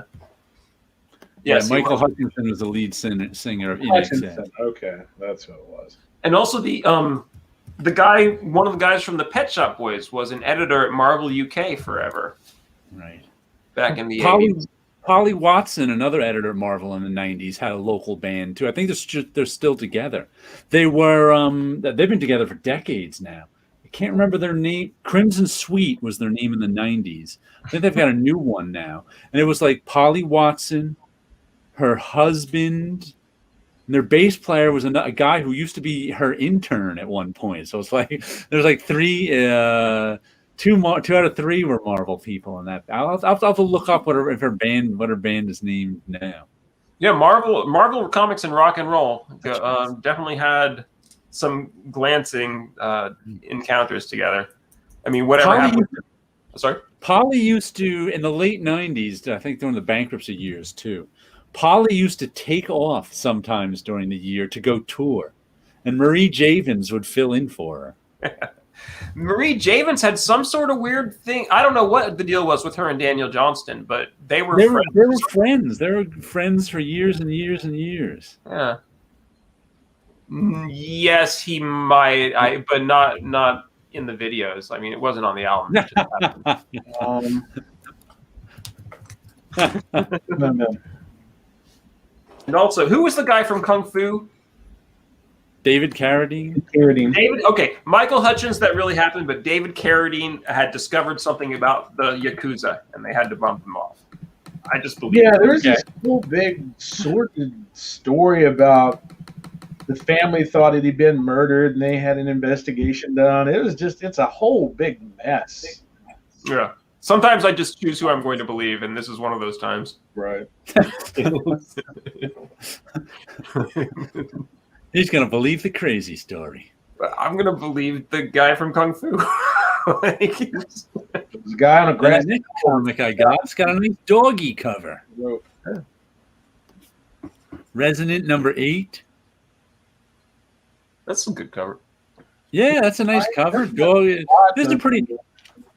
They lost their original artist on this, and they've got a pretty good artist who came in and was now doing it. This is once again sort of a post-apocalyptic story, but not as violent as others. Post-apocalyptic story. It's about this family trying to make their way in the world where what happens is there's these waves that sweep over the world, sound waves of some kind that drive people crazy. So it's like for the length of time this wave is going on, you turn into a homicidal maniac, and you've got to tie yourself down, plug your ears, find something to do to make this wave not affect you. The effect it's had on civilization is, of course, that it's crumbled because people go crazy ever so often. Right. And there's a father and his 3 kids, and it's funny because the father was separated from the 3 kids in like the first issue, and it's issue 8, and they still haven't found each other again. So there's 2 separate stories going on. There's kind of the kids on their own, and then there's the father. Well, I like the art. The art's pretty nice. I like watercolor a lot. Yeah, that watercolor art reminds me of the Beasts of Burden watercolors that were done. Matt Kint's new comic. Matt Kint's new comic, yeah. Oh, wow. Beasts of Burden. That was a good comic. And the last comic I got for the week, I actually picked up a Scott Snyder, Tony Daniels #1. Nocterra. is one of the big image books of the week. And it's solidly okay. It's, a couple of guys who made their bones doing Batman, doing their indie comic, and it's not really that far from a mainstream Marvel or DC comic. Good rendering. Yeah, Tony Daniels, that's his thing. Yeah. He does nice rendering. The story is, once again, I think it's post-apocalyptic. The sun went away, and now I barely even knew what the story was. It was okay. That tends to have bad effects. Oh, actually, since Sanctuary brought it up, I feel like I owe you all an apology for my Kickstarter. I feel bad about it. I canceled the Kickstarter. Had to. I'll do it again in a month. Things happen, man. Don't beat yourself up for that. They do, but still. Noctera was the Kickstarter book? I didn't realize. Speaking of Kickstarters, we were talking about dinosaurs earlier. Are any of you guys familiar with Ricardo Delgado, who did Age of Reptiles? Oh, yeah. Yeah. He has a Kickstarter now for a Dracula adaptation that he has done. It's an illustrated book. It's not a comic, but that looks really good. Mm-hmm. This brings up a topic that we've sort of been dancing around, but something I've been meaning to mention is like, that meme was right. Like, people do not ask each other who their favorite dinosaurs are anymore. So I was going to ask you all, what's your favorite dinosaur, Scott? I don't know if I could pick just one. Styracosaurus, I always like. Dimetrodons. Mm-hmm, yeah. Dimetrodons are not dinosaurs. Popcorn. They predate dinosaurs. They're mammalian reptiles. Really? Okay. Yeah. Okay, my favorite reptile that existed back in that era. Predates dinosaurs. Paulo's really not going to like the answer. Yeah, because it's hard to go wrong with the T-Rex too. Yeah. Yeah. The thing with the Dimetrodon always gets stuck in those toy collections with the dinosaurs, and that's why people think it was. Well, there's also a bunch of proto-dinosaurs that look interesting that a lot of people don't know about. Tell you what, the coolest places I've ever been is the world's premier paleontological museum is in Drumheller in Alberta, and it's about, a couple hours away from Calgary. It's called the Royal Tyrrell Museum, and if you ever get a chance to go there, it is freaking awesome. I don't care if you're 9 or if you're 99, you will love that place. Both. You can actually watch them, actually excavate right in front of your eyes. Oh, it's an amazing place. Unfortunately, none of my photographs turned out very well, but it's a fantastic place if you're into dinosaurs. And I don't think I have a favorite dinosaur, but when you asked the question, Triceratops popped into my head. So that must have been my favorite dinosaur as a kid. Yeah, but Scott has a good thing going with the Styracosaurus, because the Styracosaurus has the greatest hair, the greatest set of horns of all the ceratopsids. Oh yeah, I know which one you're talking about. It's like the afro of the dinosaur world. Yeah. Yeah. Wow, yeah, that's like the Velociraptor of Stegosauruses. No, Triceratopses. Triceratopsi. Yeah, whatever. Anyway, awesome. I think the Stratiomimus doesn't get enough credit because it's actually very efficient dinosaur. It's big enough to ward off predators, but knows it can't survive in a fight, and goes after eggs, which are easy to poach. You see, I'd have to look at all the dinosaurs again, because dinosaurs move completely differently now than they did when I was a kid. They have I was still in the lumbering dinosaur age, so that's how I picture them. Yeah.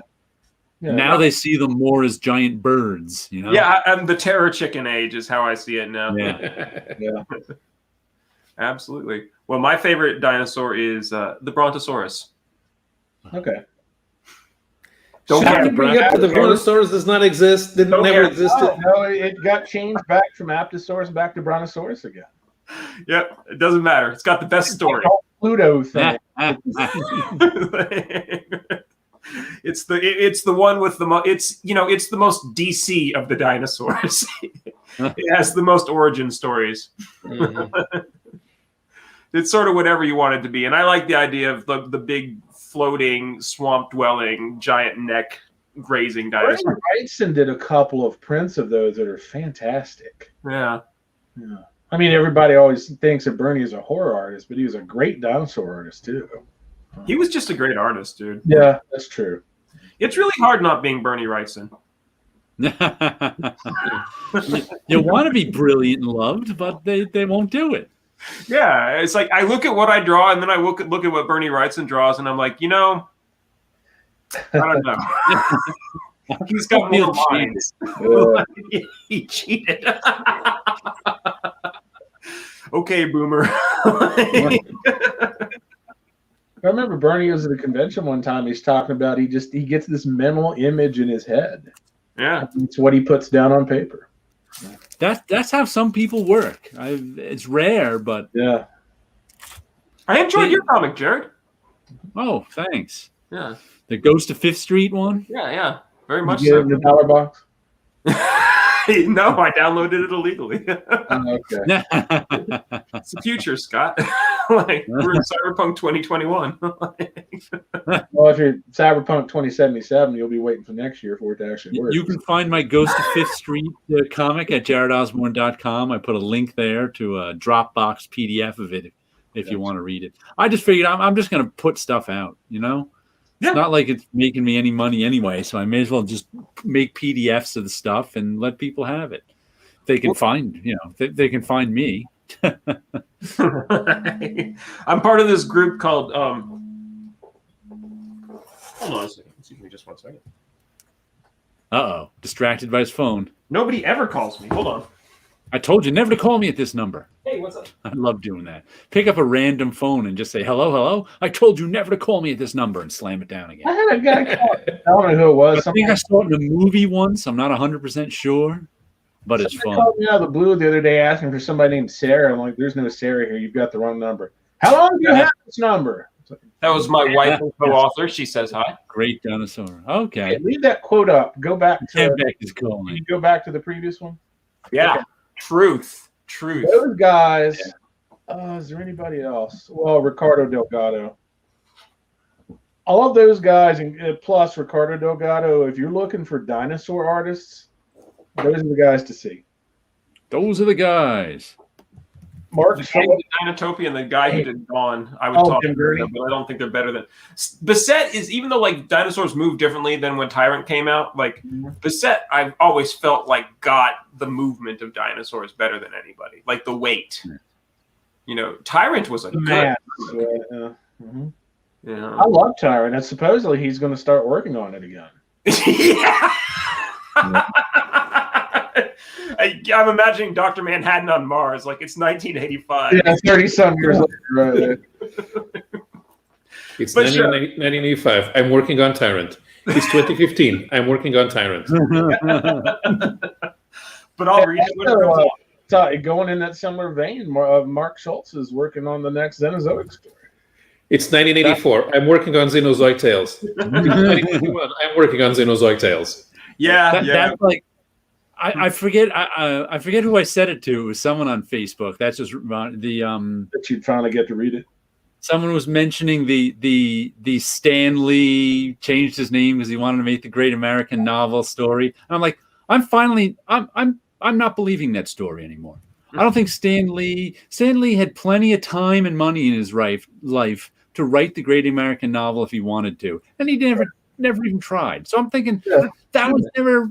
That story was 100% not true. That was just, that's the kind of the story every writer says, who's doing some job they don't want to be doing, going, I just want to write my novel, but never do, because they would like to have the Great American Novel and be feted for it. But in reality, they don't want to sit down and write the Great American Novel because that takes a lot of work. Yeah, it's emotionally upsetting. I'm not believing that story. Every time someone tells me that Stan Lee's story, I'm just not believing it. I think that was part of his myth making, that he wanted to write the Great American Novel. I don't think he ever wanted to really write the Great American Novel, because if anybody could have, he had the time to do it. He wanted to plot the Great American Novel. Yeah. He wanted to tell Jack Kirby to draw it. Great American Novel by Jacob Kutzberg. Yeah. Yeah. Oh yeah, Al Williamson.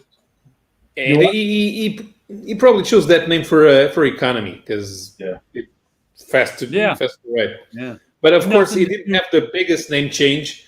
The biggest name change in comics in the Golden Age was from Carl Burgos, real name Max Finkelstein. Really? Wow. I believe it. Yeah, we were just on Facebook. We were sending this back. I saw that and sent the link out to these guys. I'm probably going to get. Al is no longer with us. That's probably why I didn't with him. But yeah, Al's one of the good dinosaur artists, as the term goes. I will also. Yeah, exactly. I believe that Al Williamson was an exceptional parent. That's just my theory based on like his work and reading some biographies. But, like, I think he was a really good dad. Like, I don't think everybody necessarily was. Like, Frazetta might not have been the best dad, for example. But I mean, I'm not putting it down, but it wasn't his primary focus. But Al Williamson, I think, was a really good father. It's interesting you say that because Al does have a son, but I've only read like one interview with him ever anywhere. Yeah. It's interesting. Sarah Frazetta, who was Frank's granddaughter, absolutely loves her grandfather. I mean, she just adores adores him. Yeah. And that's why I don't believe the Stan Lee story anymore, because he could have taken all the time off he wanted. After he got his first $1 million in the bank, he could have taken off 6 months and written the Great American Novel, but he didn't really want to. And all that time that he was in California, I mean, it's not like he was having meetings every week. Yeah. If anybody had wanted to write the Great American Novel, Stan Lee had the time and money to do it. He did. It seems like just... And he never tried. So I have to assume that was just part of his myth making. It's a good story. You don't think he had a chest full of like half scribbled ideas here and there? Yeah, and I imagine when he was in 1945, when he was 25 years old, as editor of Marvel Comics, he probably daydreamed about being a great writer, a great novel writer, but actually sitting down and writing a novel. And if you look, all the stuff he did write away from Marvel was all practical stuff. Right. It was all trying to get other jobs stuff. It was not art. It was not, I want my muse to help me write the Great American Novel stuff. It was like, ooh, let me see if I can get this job doing a comic strip. Ooh, let me write this little piece about writing comics. Oh, let me see. He was such a practical writer he was a commercial writer. I don't think he really had it in him to even try to write the Great American Novel. So we're saying that project that Stan Lee Media did that was called Stripperella, that was not the Great American Novel? I don't think so. That may have been how it started out, but then he wanted to spin it into making some cash. Fair enough. It started at the Columbian Exhibition of 1890, as all great American novels do, but it lost. The problem with writing really big narratives. Maybe Not Terrible be the Great American Novel. I don't know. I haven't read the last issue yet. I would say. Yeah. I mean, I think we talked about this once, but I would say Jimmy Corrigan, the smartest boy in the world, was a great novel of the 90s. I'm going with Hate, who a friend of mine said, the great American novel of the 20th century was written, and it's called Hate. That's the one I'd pick as the great American novel. Really? Because it seems so cartoony. Yeah. I've never read it. You've never read Hate? No, I had all the issues at one point too. Well, you're lucky because they just came out with the complete Hate, which you can get for $80 in 2 hardcover volumes. Well, if I can get all the Hate in the world for $80, that's a good deal. Yeah. But I always thought it was like Dork. I didn't realize it was like sequential. Oh, no. I thought it was. Huh. Oh, so, no, it's completely sequential, and see, that's because Hate from back when it was cool. Oh yeah, that was my mistake. Yeah, as Peter Bagg says, in the early 90s, Hate became like the official comic of grunge rock and roll. Yeah, because Buddy Bradley had just moved from. First of all, he did a comic strip in Neat Stuff called The Bradleys, which was about this completely dysfunctional Jersey family, mother, father, 2 kids and three kids, Buddy Bradley and his brother and sister.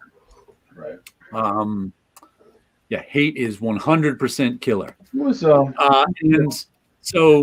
and then he stopped doing Neat Stuff and started doing Hate, and Hate is Buddy Bradley's story. Mm-hmm.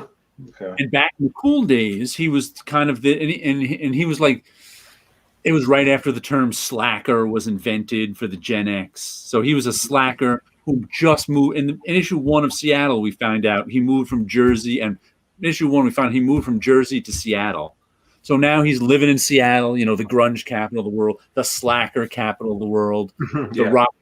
And he just is trying to find him, and he gets involved with rock and roll. So he got a crazy roommate named Stinky, and it became sort of like the official comic of the grunge scene in the early 90s. But then he grew up. So it's like those were Hate the cool years. Mm-hmm. But then it took place with him, in real time, almost real time, not quite, but he may have started out at in the Bradleys, he was in high school, then he was early 20s in the early Hate, then he grew into his 30s, and he he eventually settled down and moved back to New Jersey, and his story just continued. So his story goes from early 90s grunge, rock, slacker, Gen Xer to this guy who ends up just sort of he ended up being a sort of a dealer in comic books and pop culture and everything like that. He ended up owning his own store and buying a house. He sort of fell into the American dream by accident. Mm-hmm. And there's really a lot in common to me with that and John Updike's Rabbit Run series, except Hate's a lot more. Well, so if I read Hate, I don't have to read John Updike? It's sold. Yes, yeah, absolutely. As much as I like John Updike's Rabbit Run and the Rabbit Redo and Rabbit at Rest, you don't have to read them. Okay, it's good to know. I'd always felt a weird obligation that I should. I love those books. I haven't read them in 20 years, but I always found them a little depressing too. Yeah, because there was 3 books that took place. Rabbit is Rich, was that the 3rd one? That took place. It's the story of a man who peaked in high school. That's the whole concept of Rabbit.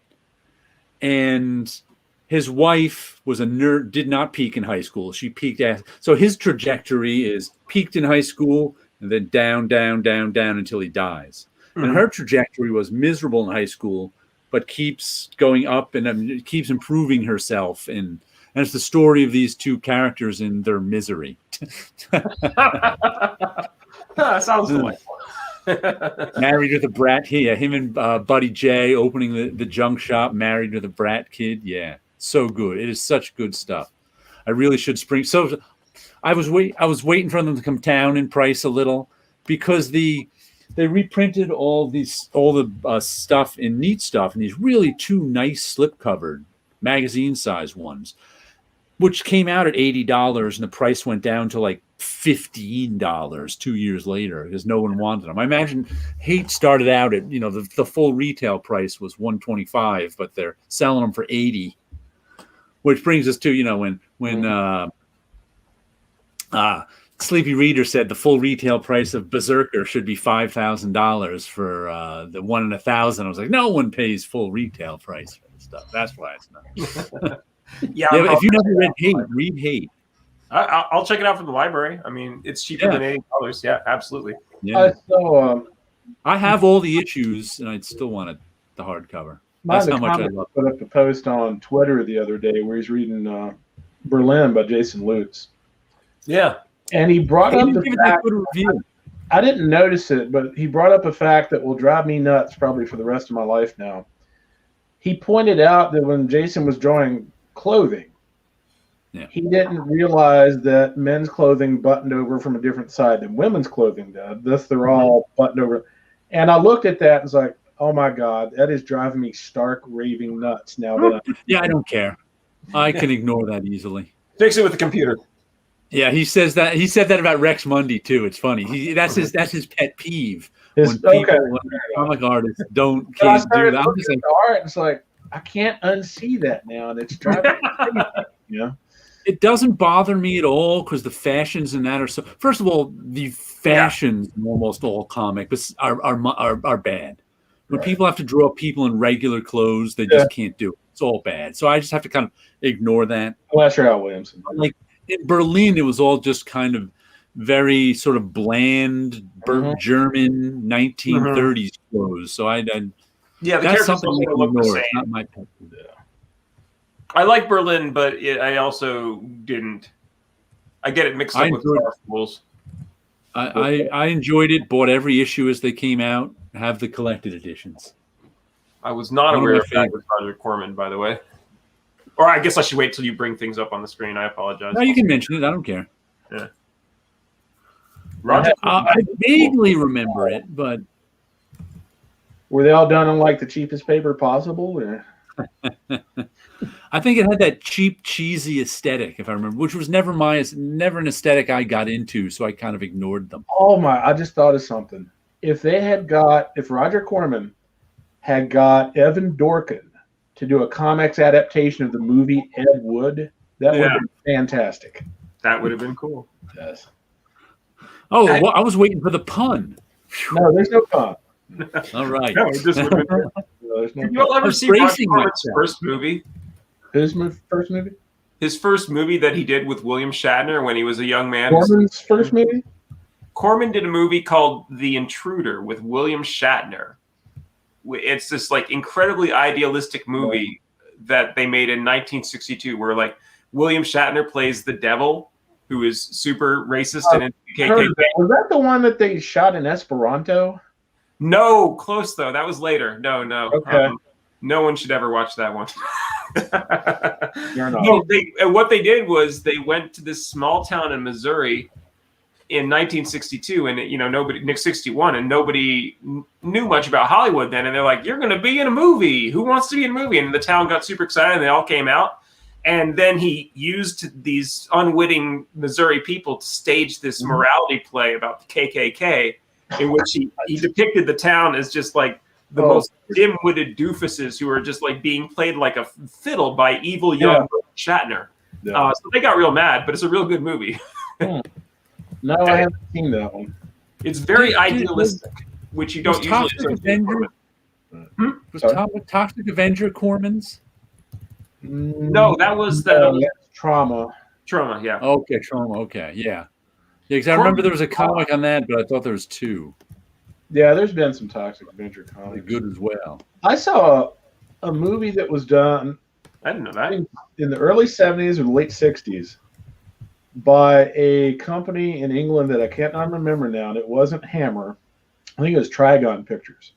But it had Sean Connery's brother, who I'd never seen in another movie before. Oh, yeah. I think I remember seeing it. Just enough like Sean that it kind of bugs you that he doesn't look exactly like him, but he looks just enough like him that it kind of distracts from the movie. Mm-hmm. Jason Lutz did art on Corman's cosmic version of Rock and Roll High School? That's weird. I did not know that. I have that comic. I didn't know Lutz worked on it. It's good storytelling, too. That must be early Lutz, too. Watch Bucket of Blood. Trauma, yeah. Yeah. Marvel did one. I remember. Were there two Toxic Avengers? Was it like a kids one and a horror one or something? I vaguely remember there being a Toxic Avenger kids cartoon or something. That I remember. Yeah, there may have been two different companies that may have published Toxic Avengers. Operation Kid Brother. Mayrick on Heart and Toxic Avenger. I don't know. Yeah. Toxic Avenger. Yes, that's where I saw that. I must assume that Neil Connery the version I saw wasn't MST3K, but it was in public domain, so that makes perfect sense. Val Mayrick worked for Cosmic Comics too. So Cosmic what was that one in Bizarre Adventures? Val Mayrick did an issue of Paradox or something like that in like the early 80s. Was it Paradox or Paradox was the color one from Eclipse, I think. I think that was Paradox was the Val Mayrick. In Marvel, it was Paradox. There were two stories in two different comics. I remember liking that one a lot. It was like sort of more sci-fi-ish than your normal Marvel story. It was black and white. He was a denser cop or denser space cop. Drawings of him dancing. Yeah. Well, that's prescient. They nailed the future there in a way that we weren't ready for yet. The future is TikTok. Yeah. We're entering an era where dance is becoming like one of the main forms of communication. But I don't think we were ready to because me and dance just don't exist in the same planes. You got to practice your moves on screen. That's all. Yeah. You just I have one move, and it's this one right here. Yeah, all my dance moves are designed to entertain my children, so they're all sort of clowny. Well, that's a little different. I mean, let's laugh at Dad. Yeah, I mean, being a dad just releases the dad jokes that were always inside you. They're wondering, like, is he doing that on purpose, or is he just can't help himself? Oh God, my poor wife. Who sang that song, The Politics of Dancing? I don't know why that just popped into my head. Oh, it's Seagulls. an album title, wasn't it? The Politics of Dancing. Yeah, it wasn't New Order, but it was like them. Killian and Plunkett. Oh man, I don't think I'm going to go back and look at these cosmic comics. I don't remember any of them. Yeah. Death Race 2020 was them. Wow, we're in the post Death Race 2020 era now. Wow, we've reached 2020. I'm still shocked we passed, Deathlock's future of the 1990s. Killdozer. Yeah. Well, we're headed right for Car Wars. So. Deathlock may have been the first thing I read about a dystopian future that had an exact year, now that I think back. Because I read that in like the mid-70s. It was done in the early 70s. And it had 1990 was the year I think it picked. Mm-hmm. Something like that, 1990 or 90. And Machine Man, he got transported to the far future of 1999 at one point. Yeah. I saw a listing just the other day for a new project by a creator that I love dearly, that I never thought I would say this, but I have absolutely no interest in whatsoever. Eric Powell is doing a graphic novel along with another person, I can't remember who it is, that goes into the actual, it's kind of demystifying the story of Ed Gein, the serial killer. Oh, I was never serious. But this project just it has no interest for me whatsoever. I've never been interested in serial killers. That fascination doesn't affect me. Yeah. There's like 3 different subjects, like serial killers, musicals, and mafia stories that just don't do anything for me at all. Oh, you are not going to like my media collection. Though I love Rick Geary's Treasury of Victorian Murder. Yeah, that's different. I do like Rick Geary. Rick Geary is another comic book professional who does not get enough credit for how well dressed he is. I've never seen it. Those guys are stylish. It's like a sort of Willy Wonka type of style, but they got also that dude Baden Lash back when he was still alive. Yeah, he unfortunately passed away. He had I've never met him. He had a reputation. Well dressed. Yeah. He's always wearing a suit. Yeah. I respect that. I'm getting to that point. I respect that. It's weird, but I do. Not exactly a t-shirt. Okay, two good serial killer comics from hell, and okay. My Friend Dahmer was really good. My Friend Dahmer was good. From Hell, I'm not a huge fan of. I just reread it. I'd be far more interested in From Hell than it would be My Friend Dahmer. It's just My Friend Dahmer. No, My Friend Dahmer was about the kid who grew up with Jeffrey Dahmer. So it wasn't really grew up with Dahmer. Durf went to high school with Dahmer. They knew each other. They were friends, and so it's like it's like Ted Rawl style primary reporting. Like it's valuable just for you can get past his style, and I found it to be one of the most interesting glimpses into the mind of that kind of psychology that I've ever seen, because he wasn't sensationalizing it at all. He was talking about like, this is this kid I knew, and this is how it all how it all worked out. Right. And From Hell, I was willing to read the footnotes, so I loved it. But yeah, if you didn't read the footnotes, this is what happened to me. I started buying it in the 90s. From Hell. I don't know why. For some reason, I almost never do this. I said, I maybe bought the first 4 or 5 issues, and then said, I'm going to wait till it's collected and get it. So I almost never do. I buy the issues. I don't know what. I have no idea the thought process. So finally, 10 years later, I bought the collected edition. I found it confusing, and the story not well told. And at the end, I discovered all these author's notes and went, I'm not going to dig through this now, and threw it aside. There are so times in that comic you cannot tell what's going on if you don't read the notes. You're just like, oh, he's putting laudanum on grapes. Oh, that's what that's supposed to be a drawing of. All right. Cut to 15 years later, last year, when I finally decided to read it again with the. So I would read 3 or 4 pages, flip back to the author's notes, and read the author's notes. And I read the whole thing that way. And I realized that this wasn't a comic about Jack the Ripper. It was a comic about Alan Moore researching Jack the Ripper.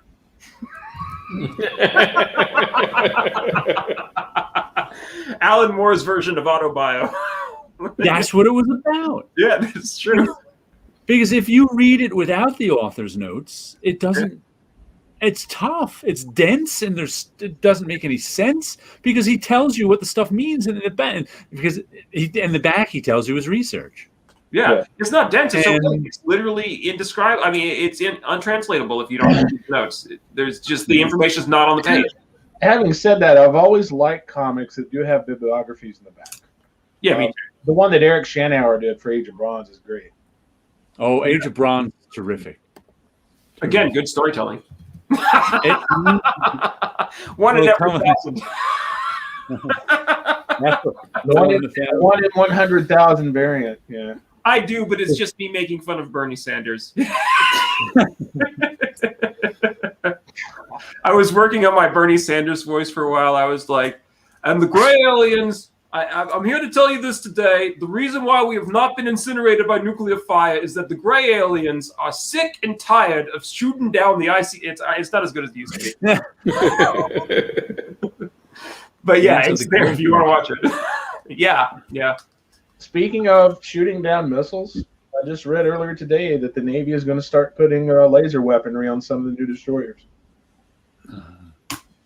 Yeah, the From Hell just came out in a new color edition. I've only seen a few that Eddie Campbell colored himself, and I only saw a few sample pages, and the coloring did not impress me. I mean, is it full color, or is it just like limited palette? He watercolored directly over it, and it looks like shit. It's just awful. It's like the entire thing just got darkened down 2 levels, and you can't tell what's going on. It's not good. So it's like a Troughton comic, though. Yeah. I don't even remember what it looks like, except I saw it and went, ooh. Yeah. But who knows? Maybe printed, it'll look better. I never went to a single comic book convention until 2004, and then I started going to San Diego Comic-Con. And I was literally homeless at the time. I hitchhiked out there, and I got in with I faked a press badge to get in. And I figured out where the free buffet was, and I ended up sitting next to Eddie Campbell. And we were convention buddies. And we talked all through the convention and had the greatest time. And I was like, I went home and I was like, I'm friends with Eddie Campbell, blah, blah, blah. And then the next year, he literally didn't recognize me. And that led me towards where I am today, where I try to not meet my heroes. But I don't want to be Keith Giffen anymore. The colors I saw, the sample colors were on screen and were weirdly garish. So that's why I was saying I want to see how it looks printed. So, you know what he does that he's really good at? He makes his money as a courtroom artist. Eddie Campbell? Yeah, he goes to courtrooms and he draws the proceedings, and they're good. Jerry Johnny started off that way. Yeah. Oh, here's our joke. Period colors. Ew. Not that kind. Ha ha ha ha. Wrong. No. Yeah. Here we go. The notes are important to sometimes distinguish the female. All the characters. Campbell's artwork was too sketchy. Oh, the coloring makes it easier. Yeah. Well, let me ask you a question. I couldn't tell who brought it up. Maybe this is an Alan Moore thing. Okay. So he's got all these different footnotes from hell, and that kind of turns you off. Mm-hmm. Would that also turn you off if you were reading League of Extraordinary Gentlemen? Steve Bunch was my footnotes for League of Extraordinary Gentlemen. That takes care of that. I got. I think it was after the Black Dossier. I got the Black Dossier one. If you remember that one, a League of Extraordinary. Read through it. There's a guy who put out a book this size with all the footnotes on the League of Extraordinary Gentlemen. Yeah. And then Bunch explained to me who all the characters were after I read it. I was like, oh, that's who that guy was. Oh, he's like, he's from English television. And if you hadn't had Bunch, if you hadn't had Jeff Nevison's annotation books, well, would that have bothered you if you just read it straight, not knowing anything? No, I read League of Extraordinary Gentlemen straight without any, and Bunch told me afterwards. I liked it. I was fine with it. I just wondered about that. From Hell, I was not fine without his notes. I got you. I'm that sort of nerd where, like, I got about 2/3 of the references in League right off. Yeah, and Jess is a nice guy. Yes, he is. He lives in Texas. Yeah. Is he still around? I heard something happened, or? No, he's still around. He posts on Facebook from time to time. Nowadays, he posts about projects he would like to work on, but he realizes that they're not going to be commercially viable. Nothing's commercially viable. What am I doing? There was one character appearance in League of Extraordinary Gentlemen that actually was scary. There was a bunch of Easter eggs. Oh, there's character so and so. There's character so and so. And then involved in the second series when they go to the island of Dr. Moreau, and Rupert the bear comes walking up to them and like. Yeah, that was good. Bunch finally started reading Kaiju Max. Does he like it? Yes. And he was explaining all the references to me because I don't get any of the references in Kaiju Max either, but I like it. Yeah. So, Yeah, it's like I get I got Pikachu. I caught Pikachu. Yeah. That's pretty much and he's in season 5. That's the only character. Yeah, Pikachu I got too. I'm just on the very edge of this, but that whole Kaiju fandom can go so deep. Yeah. It can go ridiculously. Like they can tell you the birth date of a guy that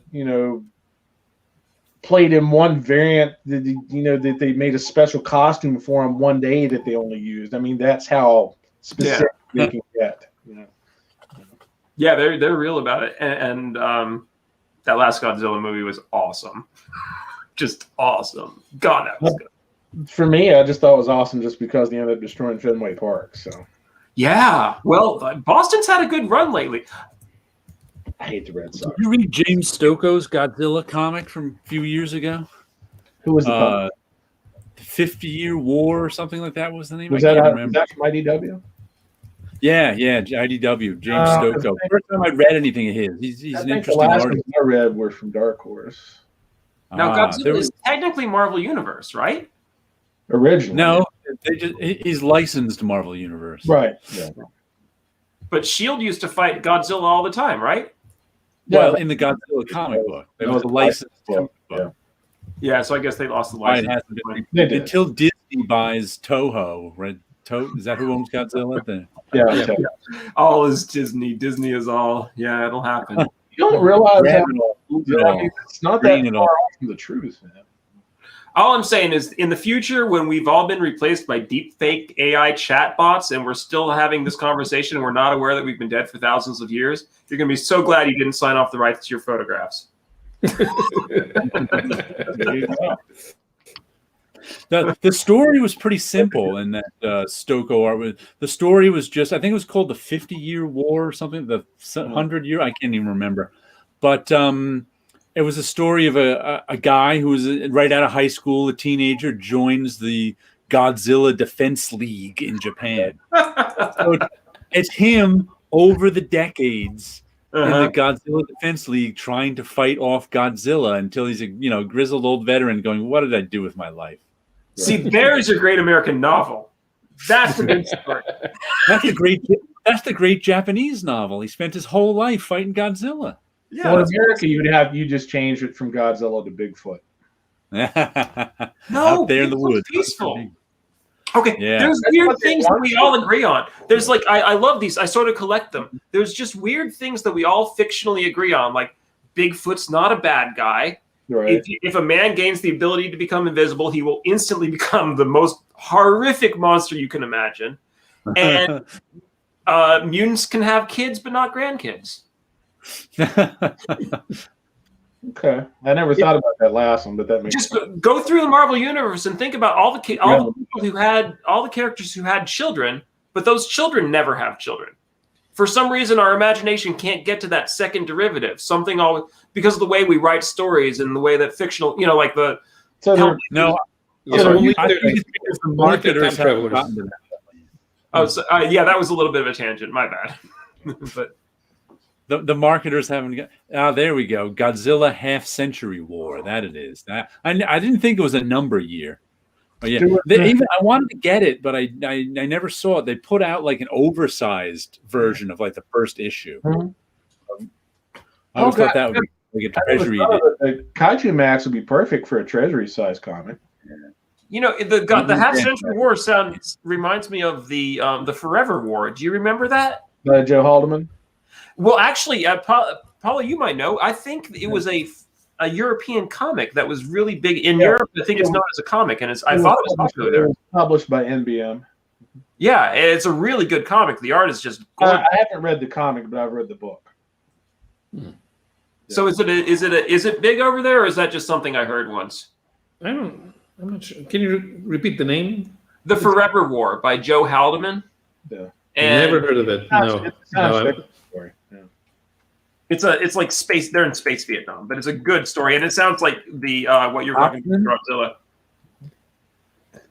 Is it Joe Hauptman? Mind the comic says. He may have done the art. I don't know. Like I said, I've read the novel, but I haven't read the comic. So. But let me grab something because I wanted to show this to you all fast. Hold on. There was going back to Godzilla, there was a one shot that was done by Dark Horse back in the day. It was Godzilla versus Charles Barkley. Yes. I don't remember that one at all. Yeah, they were playing basketball against each other. Who drew it? I honestly don't remember. Not a clue. Did Art Adams do a Godzilla comic? He did several Godzilla comics. He did a bunch of covers, and he also did some interiors as well. I have a Godzilla reference book that has a really cool size reference chart that has all these kaiju on it, and that chart was done by Art Adams. I used to buy the Godzilla comic as a kid, the Herb Trimpe drawn one. Yeah. But I really didn't like it that much because I thought my superheroes should be able to kick Godzilla's ass real easily, and they couldn't. Once you realize how big Godzilla actually is, he's like, oh, yeah. Picked up Gigantic and Gigantic. I don't know that one. Meg Barron wrote that, as I recall. Art is Marvano is the art, I guess, on that. It's funny. I can remember the cover to that Forever War trade. It's like a light blue kind of motif on it, but I don't ever remember seeing any of the interiors on it. Wonderful science fiction. He based it on his Vietnam War Yeah, experience. it's a really good book. I mean, it's a classic of science fiction. Yeah, I've heard of it, but I've never read it. I kind of stopped reading science fiction when I got out of college. Right? Somehow my tastes shifted from novels to nonfiction. You know, it's interesting you bring up taste, and I don't do this just with comics. I do it with cover by Dave Dorman. Okay. Yeah, that's pretty cool. Written by Mike Barron and Alan Smithy. So I mean, somebody had their name taken off of it. Yeah. Art But by normally Jeff- that would be Mike Barron.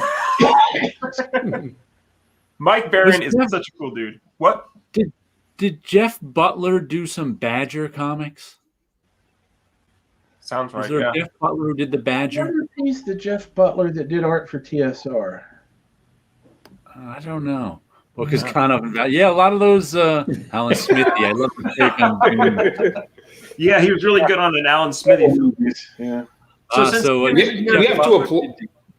Sorry? We have to applaud Mike Barron for not being ashamed to work with Alan Smithy. A man who's too ashamed to work with himself. Mike Barron's a mensch. He really is. I don't agree with him about anything, but he's a good guy. Okay, so since Tim's not here to get random things from the shelves, I have to do a little bit. But this is my giant plastic Texas. As you can see, it's 3-dimensional. Graphical. Yeah. This is where Steve Jackson Books was right there. All the mountains are in the I west. didn't realize. I mean, you hear about Texas Hill Yeah, Country, all of it. but I didn't realize how much difference there is there until seeing that. That's interesting. Well, in real life, it's actually much bigger than this. Well, obviously, Yeah. I'm not going to start talking about the geology of Texas. That's my gift to you. But Fair I enough. have a lot of theories, opinions. If Roy Simonson was here, you would, but he's not. Oh my God. I would love to talk. Anyway, well, it's too late. And also, according to the introduction, this was a big deal in Europe, but everything always says that. I was wondering if that was true. Kind of. That thing was a minor, ongoing, long-running success. Yeah, and I like it a lot. Okay, so I always try to read French comics because I wish I was French. And it's actually quite good. Like this is an anthology. It goes from the 50s of this comic that started with like French cartoon dog art, all very clear. And as you can see, very much in French. And then it sort of turned into these, like sort of turned into like the 2000 AD of 70s France. There's a, there's a Robin Hood story and a spy story and a Daniel Boone story. And it's just, I've always wondered if it was actually popular, if it just thought it was. an eagle, basically. Yeah, the magazine was called Piff Gadget. The most famous comic from it was, it wasn't a barbarian comic because it was set in the Stone Age. It was called Ra. Yeah, that's in here. I don't remember where, but it's in here. And there's a French Revolution comic. I really enjoy this anthology. I've had it for years, and I'm still haven't read it because my French is terrible. Nobody expects the French Revolution. No. They sure didn't. Look it up again. I want to ask you a question. If you look at the front cover there. Oh, of Piff? Right. Well, that's what I was going to ask. Now, going with the GIF thing, is it Piff or is it Pief? Well, I'm assuming that Paulo knows what he's talking about. So if you notice, I quietly just changed the way I was pronouncing it to the way Paulo was pronouncing it. Okay. I was just going to continue on that way for the rest of my life until corrected. The sound I does not exist in Latin languages. It's always E. Okay. So it is Pief. It is Piff. Piff. You've tricked me. The advantage of your Europeanness. The magazine was called Piff Gadget. Pief Gadget. Oh, so you were like Americanizing it for me? Yeah. Is that why Dave Sim did the parody of Keith Richards? Might have been. That guy reads a Because lot. he had Canadian pronunciation. Okay. There is some stuff in there that turned up in League of Extraordinary Gentlemen, I believe. Okay. I mean, well, I like the idea that League of Extraordinary Gentlemen is also an autobiographical comic of just Alan Moore sitting around reading every book ever written. Fair enough. I really like that concept. The erudition, and also Kevin O'Neill was really, Alan Moore delivered absolute salad, and Kevin O'Neill turned it into a full meal. Like, I think he was the real star of League. That is good comic. The motion, the characters, the storytelling, the rendering, the colors, it's really well done. It would also be interesting to me, and I don't mean this as an insult to Kevin O'Neill in any way. Yeah. It would also be interesting to me to see how it would have been interpreted by other artists. Yeah, like Sandman style or something? I was thinking more like just the style of the artist drawing it. Like, what if Gary Gianni had drawn League of Extraordinary Gentlemen? Oh, so like, somebody, something like that. Yeah, obviously. So like, Scott obviously needs to be a publisher and start his own "What If" line. Yeah, and actually hire the guy to draw. That's where you become a millionaire. Is you start with $10 million. Yeah, the Trump method. Yes, you go backwards. That's what I've been doing. It would have been interesting to see something like Bernie Wrightson draw League of Extraordinary Gentlemen too. Oh God, you could make the case. I don't mean that as a as a slight on Kevin O'Neill in any way, because I like his No. art too. But it's just the way that story is structured, it would kind of lend itself to different interpretations. So. They could have made such a good animated show out of League if they somebody did a short snippet on YouTube. It lasted, I don't know, maybe a couple minutes or so. Yeah. It was done in Kevin O'Neill style, and it looked fantastic. Yeah, yeah. Alan Moore does all these. I shouldn't distract from Promethea. Sorry. I was just going to say, if you're going to read Promethea, read one issue at a time. Read one issue a day. Don't try to read it all straight through. Yeah, I tried that once. Near the end. The beginning part, when it's just sort of a Wonder Woman riff, is fine. But then it turns into this mystical journey through the Kabbalah. Right. And you got to give yourself some breaks, because you can only digest so much of that mystical journey at a time. Alan Moore is rich enough that if he wants to write one of those little booklets at the back of a book of tarot cards, he can just do that. He doesn't need to like dress it up as a Wonder Woman comic. He can just write tarot cards. I should not have read it all at one time, I think, is the mistake that I made there. Yeah, I was buying it month to month and enjoyed it. Yeah. I even got a copy of the last issue that I took apart and scanned in so I could see it all as one image. I don't know if you know they did that or not. Yeah, it would be interesting to have a list of different ideas that Alan Moore has had for comics over the years, and then he just decided, nah, that's not going to work. Ideas that even Alan Moore do. Tried is good too. For the last issue of Promethea, you can take the staples out, pull all the pages apart, and rearrange them until they form two big posters, basically, where you can read them along the poster too, as a different sort of thing. That's one of the things I always thought was interesting about one of the chapters that Scott McCloud did in Understanding Comics, was dealing with things that you could do with web comics or other things that you really can't do easily in traditional print. Yeah. And then when I heard about that thing with Promethean, like that's exactly what he was talking about. Right. I'm also glad I got the hardcover first printing of Black Dossier, because that's the one they did how he wanted it to be done, with all the fancy paper, all the different papers and stuff. And that was so expensive to print, they didn't ever do it again.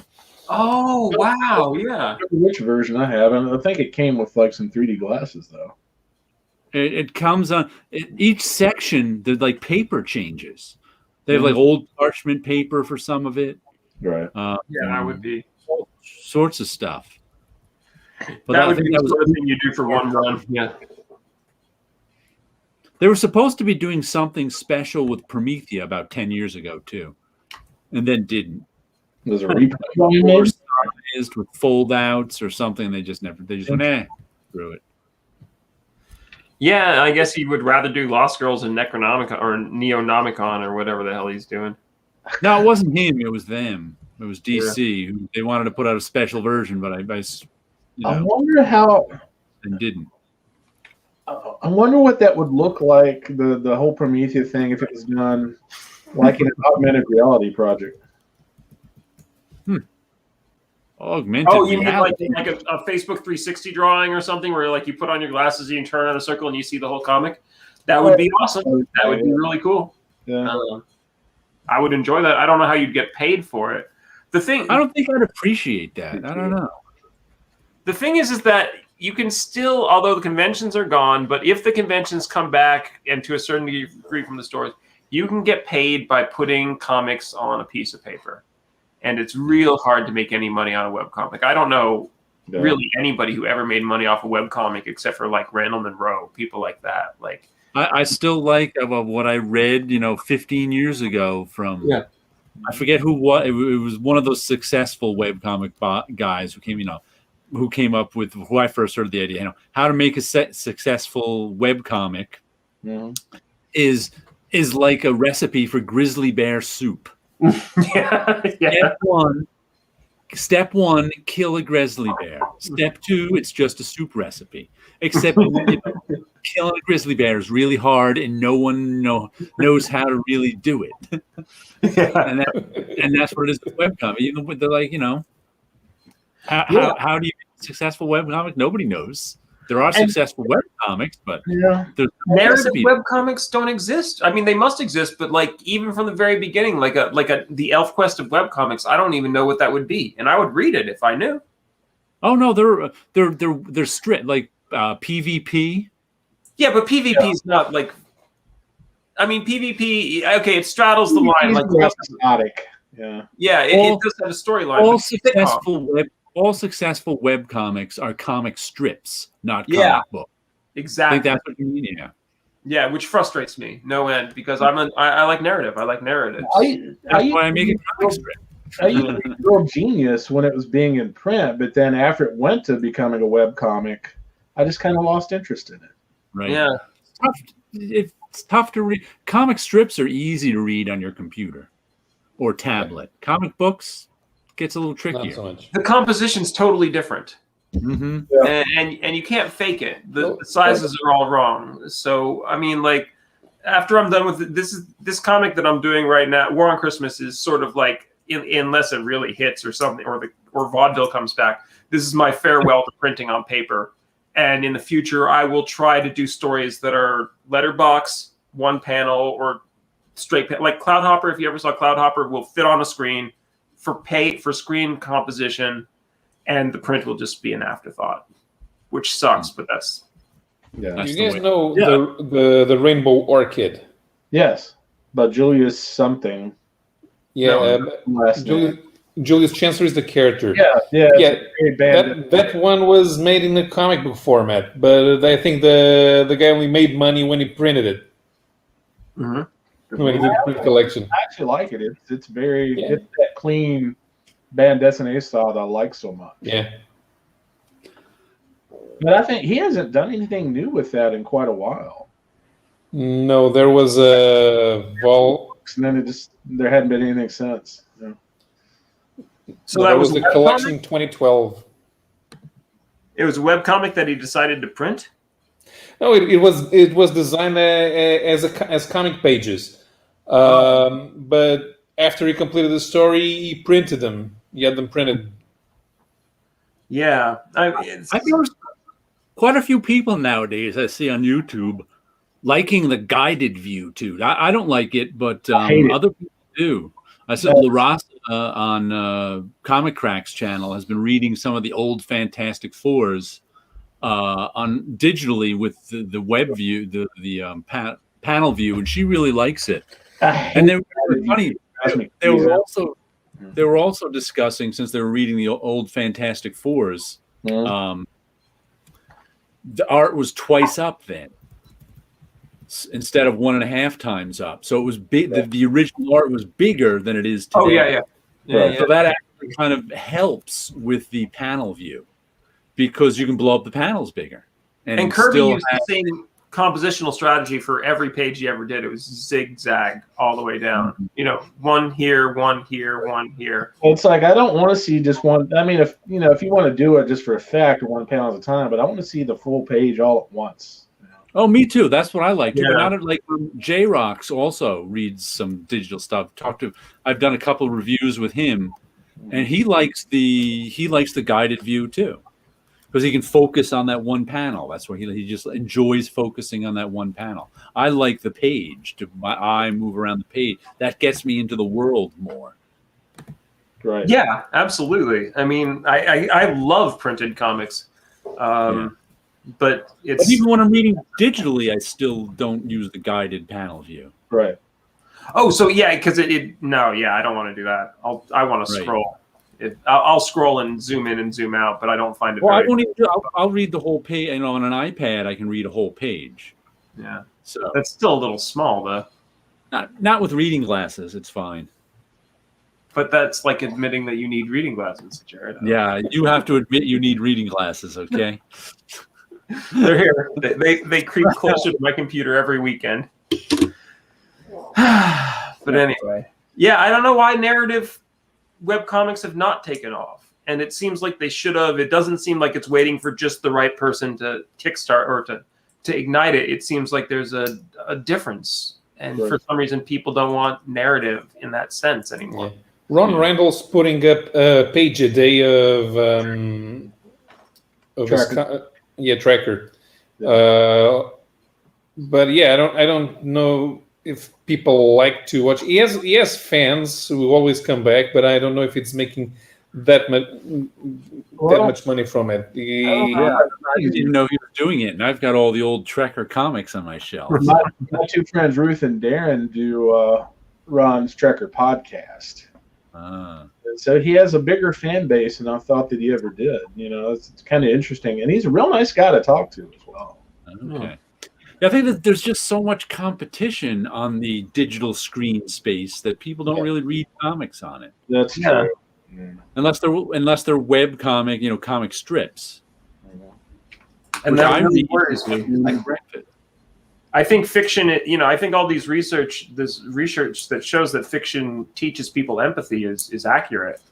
And like reading on a page teaches people to think and to withhold judgment in a way that watching TV simply doesn't. So I sort of worry that we're losing that method of narrative communication, which I'm not going to change by doing a goofy comic book. Interesting. Yeah, absolutely. Yeah, we grew up with physical media. We still like it. I often wonder, what's different in this next generation. I still like my CDs so I can get the books with the art and the lyrics and everything in them. It's going to be a lot more dancing, Jared. The artist, what's her name? Amy Reeder, I think it was. Yeah. Back when Tumblr was a thing. Right. Mm-hmm.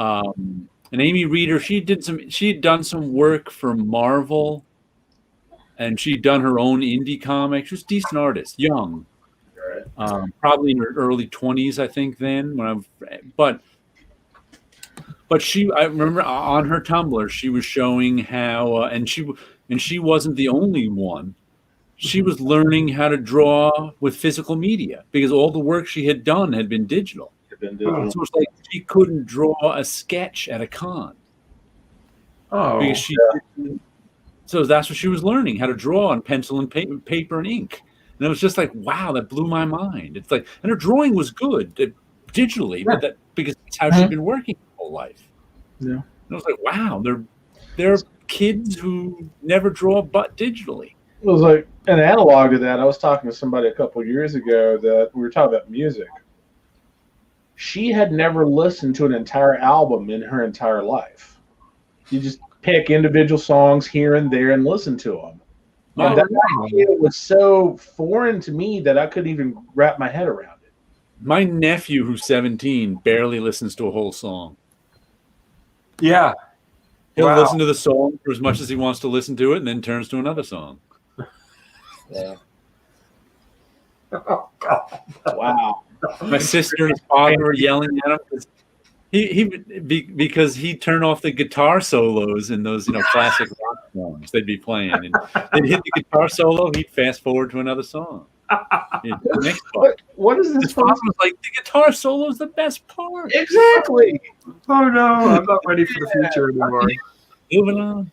Yeah, especially I used to listen to electronic music on the radio, and now I don't because I don't want to listen to radio edits because I prefer my trance music to last for 12 minutes instead of 3.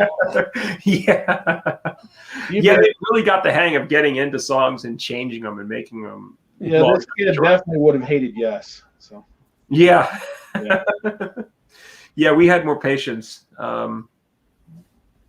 I don't know if y'all want to hear my theories about music theories. I don't think we had more patience. We just didn't have the ability to change songs with a button in our hand like that. So that taught you patience. That's why we don't have the patience that the generations before us did, because they were used to like fishing, like reading books.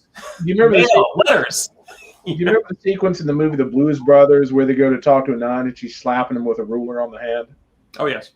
Every time he would do that to a guitar solo, I was like, "No, you're not. I'm going to hit you in the hand with the ruler." Guitar solo. You're the penguin. That was such a good movie.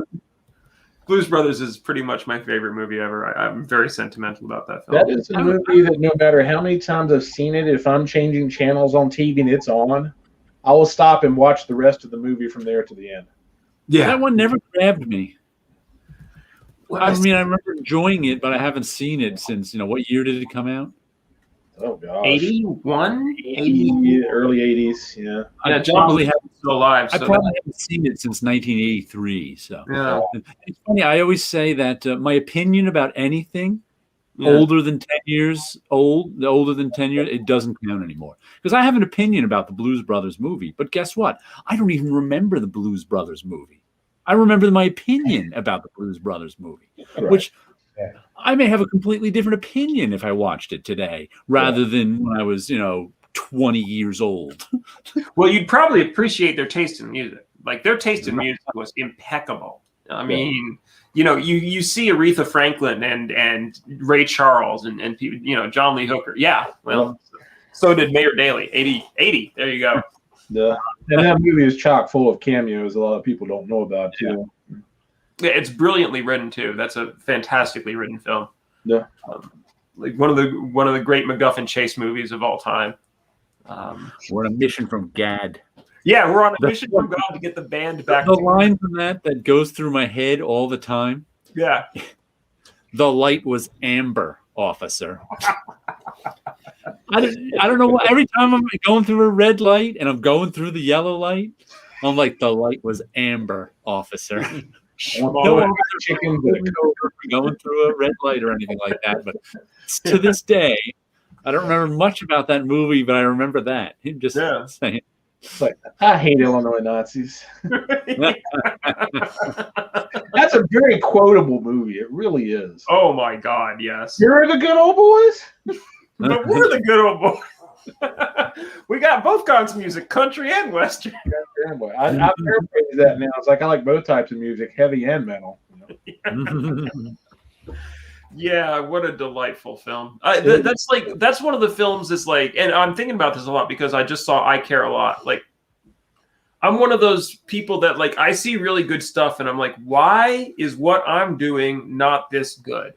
And I just watched I Care a Lot, and that is so much the evil villain counterpart of the birth of the superhero story that I'm telling right now.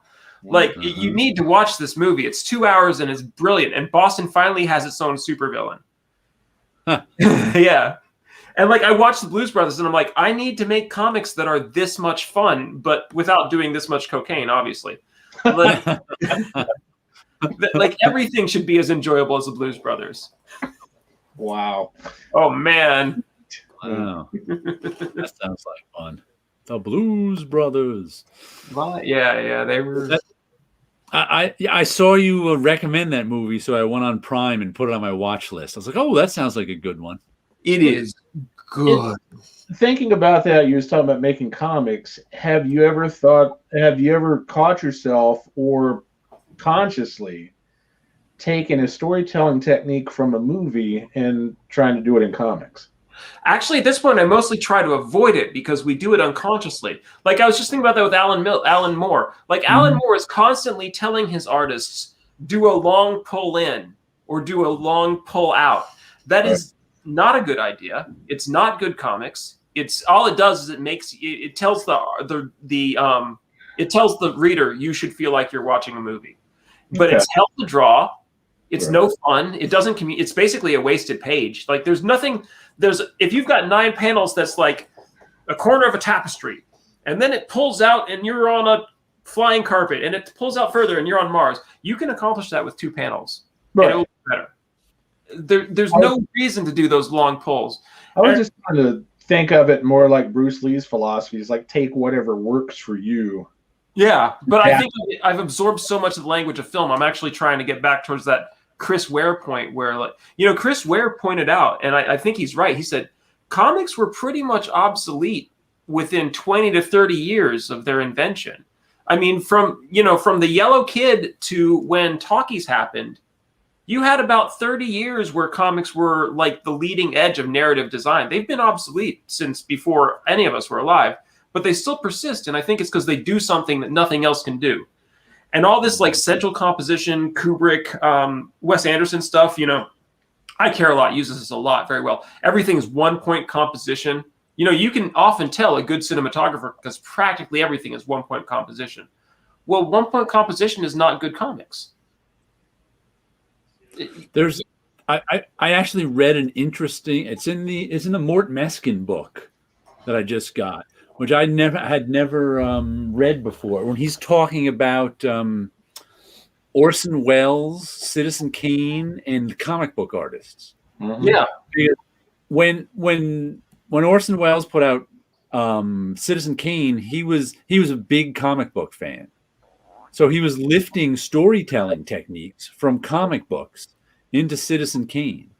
And then when Citizen Kane came out, all the comic book artists loved it and recognized some of the techniques. And they started taking techniques from Orson Welles' Citizen Kane and working them into their comic books. Yeah. So there was a whole energy thing going around. Just like the Miyazaki Orson Welles comic books, which I had never heard before. And it's like they mentioned Mort Meskin and a few of his friends, Golden Age guys, had a contest to see who could see Citizen Kane the most times. And I think they said Mort Meskin saw it 11 times, but someone else won. They saw it 20 times. So, here's the question. Here's the question. Like, what cinematic techniques do you think would go well in a comic? Like, what do you think a movie does that would work well in a comic? It's really hard to. Yeah, that's a tough one. I'm not a big movie and comics person at all. Yeah. I like comics so much better than movies, and when I see comics that try to imitate movies, I'm a little disappointed. Yeah. And then you see stuff like John J. Muth where he just like watercolors every frame of M, and you're like, well, this was a lot of effort you put into nothing. I mean, it's beautiful, but who cares? Sorry, I interrupted. You were saying? That's not. I'm just trying to think of some. I mean, it would just be interesting to see if there would be a technique that would lend itself well to comics. I don't know.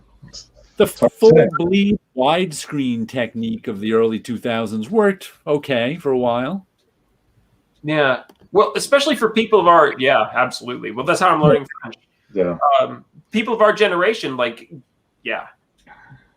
we get this feeling when we're like being told we're watching a movie, like we're in a big silent room. There's other people. We're all looking at a giant screen. We're eating popcorn and drinking all the soda we want to, and our parents can't tell us to stop. It's a good feeling, but I don't think it's going to transmit to the next generation, for one thing, and I don't think it's everything. Sorry. I just wanted to mention something about Asterius Polyp here. I don't know if you've ever read that. I actually bought Asterius Polyp when it came out, I don't know, 10 years ago, 11 years, 2008 maybe it was. And I wrote a review of it on my blog back then, and I liked it okay. It was fine. And then I read it again last year. And it was funny because the first time I read it, it's the story of basically a guy having a midlife crisis, kind of. Lots of technique to it. But when I first read it, I was younger than Asterius Polyp. Now I just read it 10, 12 years later, and I'm older than Asterius Polyp.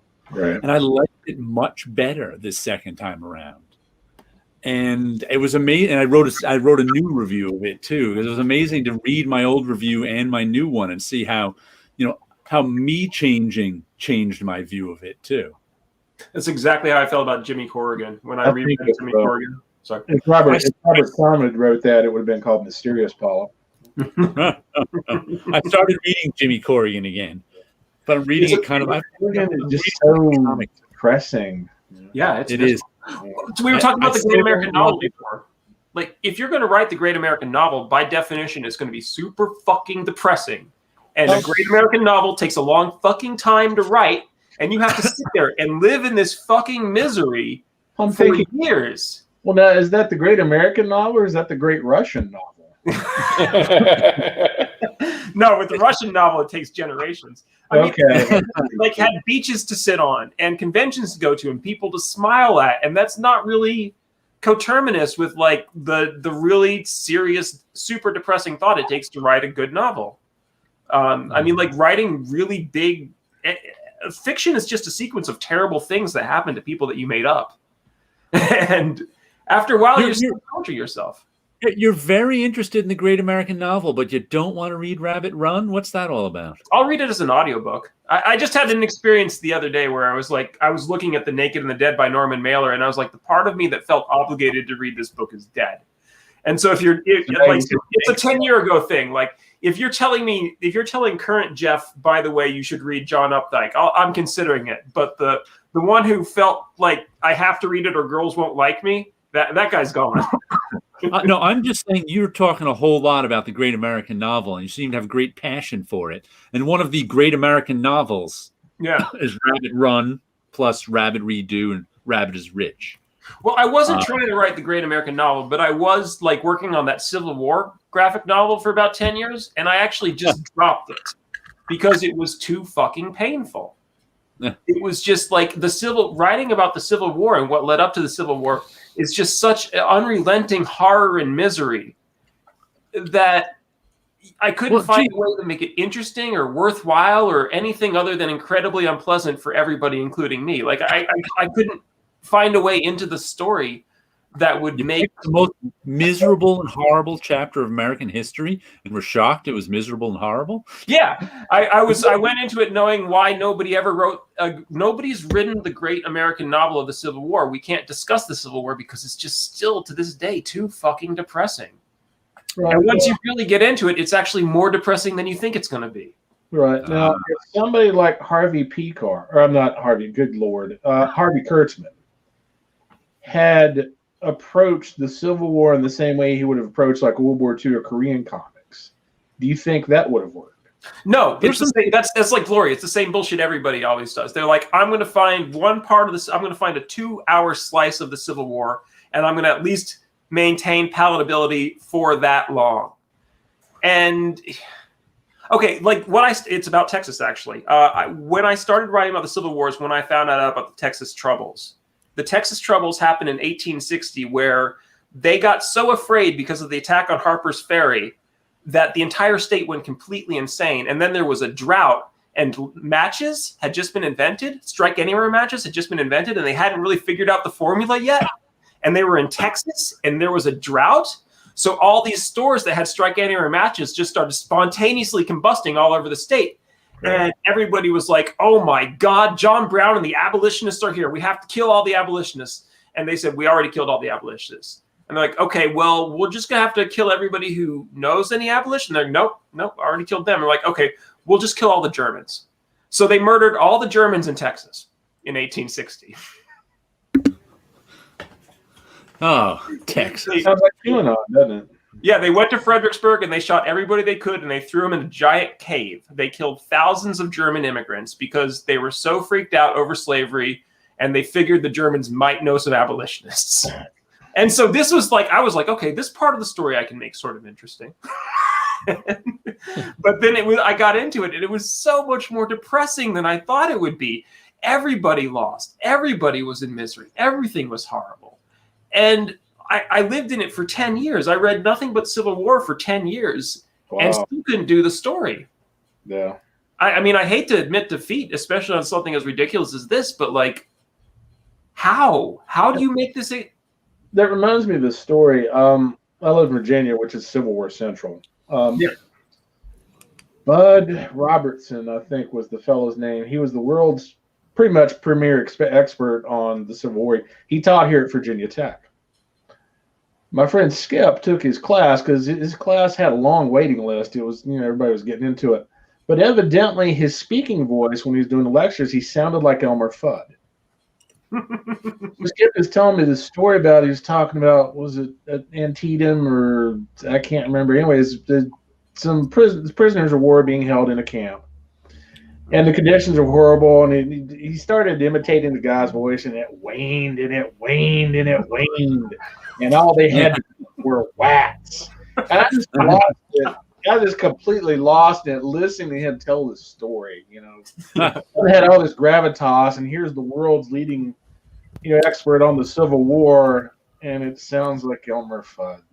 Yeah. You can't begin to approach you have to get the guy from The Princess Bride, the Mowage, and just go through Shelby Foote's book. But even then, like, it just okay. So here's sort of how crazy it was. Like, Davy Crockett was part of the War of 1812, and as part of the War of 1812, it was still going on in 1814. They marched down to Tuscaloosa, Alabama, and they killed all the Indians in Tuscaloosa because that was part of the War of 1812. Right. And he and his buddies were coming along, and they saw a cabin, and they saw an old Indian woman, First Nation woman, with no arms. And they're like, oh, hi, whatever. Do you have any food? And what she did was she pulled a bow and arrow with her teeth and her feet, and she shot one of them and killed them. And she ran into the house, and they burned down the house with her in it. And the fire from her house boiled the fat in her body down to the point where it dripped into the basement. And the fat from her body cooked everything in the basement, including a barrel of potatoes. And they were so hungry they ate the potatoes anyway. That is a story. Now, how the fuck do you make that fun? And it's actually more depressing in context. I'm just giving you the fun parts. Oh my God! Can you imagine Richard Corbin drawing that? Yes, easily. That would be perfect. I can really get some crazy shit that happened to Den. But no, that happened to a real person. Right. Wow. Oh yeah, dude, the stuff from history is like, oh, it's bizarre. Some of the stuff you just can't make up in the wildest fiction you've ever heard. Yeah, and it's super depressing. Well, before Scott Connor there mentioned Age of Bronze, which is the Eric Shanower's story of the Trojan War. Yeah. It was like, I don't know how it was like 20 issues of them like gathering forces and convincing people to go make war on Troy. Right. Yeah. It was amazing how it's like when you're going to war in those days. It was in 500 BC or whatever it was. It was like you can't just you have all these pacts with other city states, and you actually have to sail there. Yeah. And say, hey, we got these pacts. We're going to war with Troy. You got to come with us. Like, whoa, whoa. Yeah.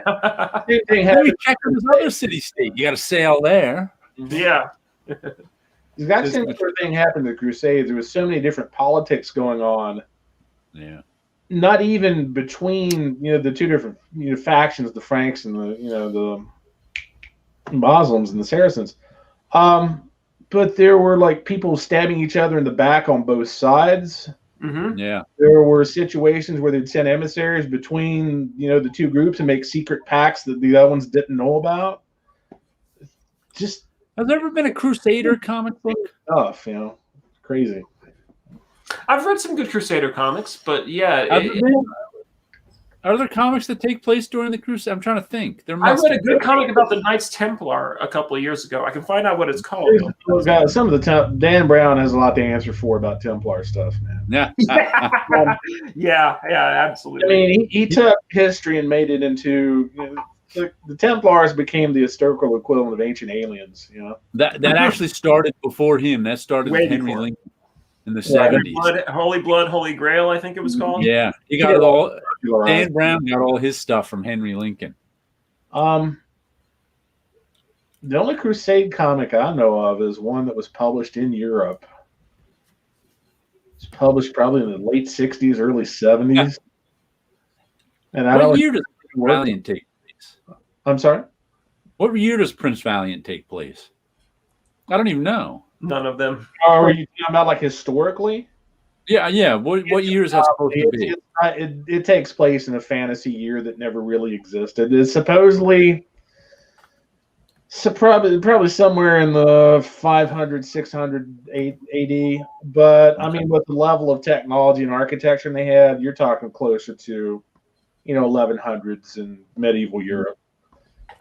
But King Arthur is really weird about that too, because it takes place hundreds of years earlier than it's visually depicted as taking.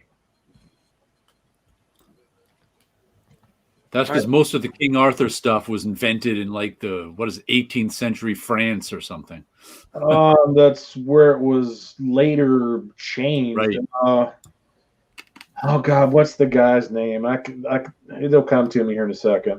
King Arthur days. Are you talking about the Once and Future King guy, T.H. White? No, I'm not talking about T.H. White. I'm talking about a guy that's way, way before that in the 1500s, 1400s. Oh yeah, no. Geoffrey Chaucer. There's a lot of parallels on that too with both Robin Hood and King Arthur, as they supposedly started at one point got changed later on. And in the 1800s, that's when everybody kind of added their little 2 cents to the stew as well. And that's where a lot of things changed after that. Which Geoffrey was that, Paolo? Chaucer. Chaucer? No. I thought there was also a Geoffrey of Monmouth or something like that. Yeah, there's a lot of different there. Geoffrey Jeffreys. Contemporary to the Middle Ages. My favorite was the one who's in The Lion in Winter, which is Thomas Mallory was supposedly created as the creator of the core of a lot of Arthurian mythology. And then as time went by, it got added to, refined, changed by a lot of different authors. Yeah, was Mallory the first? Sorry? Was Mallory the first to add Lancelot to the Arthurian myth? I think so. Well, I can't find it. Maybe it was called The Attack, but it was good, whatever it was. Dude, I have a whole bookshelf of like reference books that just talk about, Arthurian mythology in and of itself is like a lifelong study kind of thing. I loved Mists of Avalon. Absolutely loved it. You do not, I see. It's not. No, it's not what you're thinking. Are you familiar with what happened with Marion Zimmer Bradley and her husband? Yeah, I know she wasn't a good person, but I don't really give a shit. She's like terrible person. It's like Woody Allen, Mia Farrow. One of them's lying. I still watch either of their movies. Don't give a fuck. It was so bad that I can't really even think about reading it anymore. Yeah. I mean, I listen to G.G. Allen music, so I'm oh man, then you'll like this comic. The next comic by this guy who just sent me his comic is going to be a G.G. Allen comic. Well, I hope he really uses bodily fluids. And this, yes. Well, so far the what's his name? King Spoit. There's his little thing right there. Yeah, I think that's his YouTube name. He says he's got an interview with G.G. Allen on his site too. And from this comic, I just got this in the mail this week. I started reading some of it, but I haven't finished. He was like booking shows in Atlanta, comedy and underground rock and roll acts. Because I know he mentions Gardy Lou here, who was one of the mentors was in, who I know from Bunch, of course. And then he mentioned somebody he met through Merle Allen after Gigi died. So there's a little. So I think he worked a little with He must have booked Gigi Allen down there too. I can imagine there's some poor teenagers somewhere that the very first album they ever got was the Mentors. It's like, there's your introduction to rock and roll right there. You're going to be working for the rest of your life. I had a friend who managed a club in Austin called the Green Room, which was one of the last shows that G.G. Allen ever played. And that man hated G.G. Allen so much. Yeah. I mean, he just despised him. He was left a mess. I imagine he wasn't that nice a fella personally. No, he was a jerk. He left a big mess that was hard to clean up. How do we go from G.G. Allen in like 10 minutes? Yeah. Oh, and you know what else? While we're on, I mean, because this story will never come up again. So he had to explain to his landlord what G.G. Allen did to the floor. And then in an unrelated incident 15 years later, Dick Cheney shot the landlord in the face while quail hunting. Oh, wow. Yep. Here's the fellow who sent me the comic, King Spoit. One. Oh, hello. Hey. Hello there. Yeah, I'm enjoying it. I just started reading it before the show, so I'm enjoying it. Tell us your favorite G.G. Allen anecdote.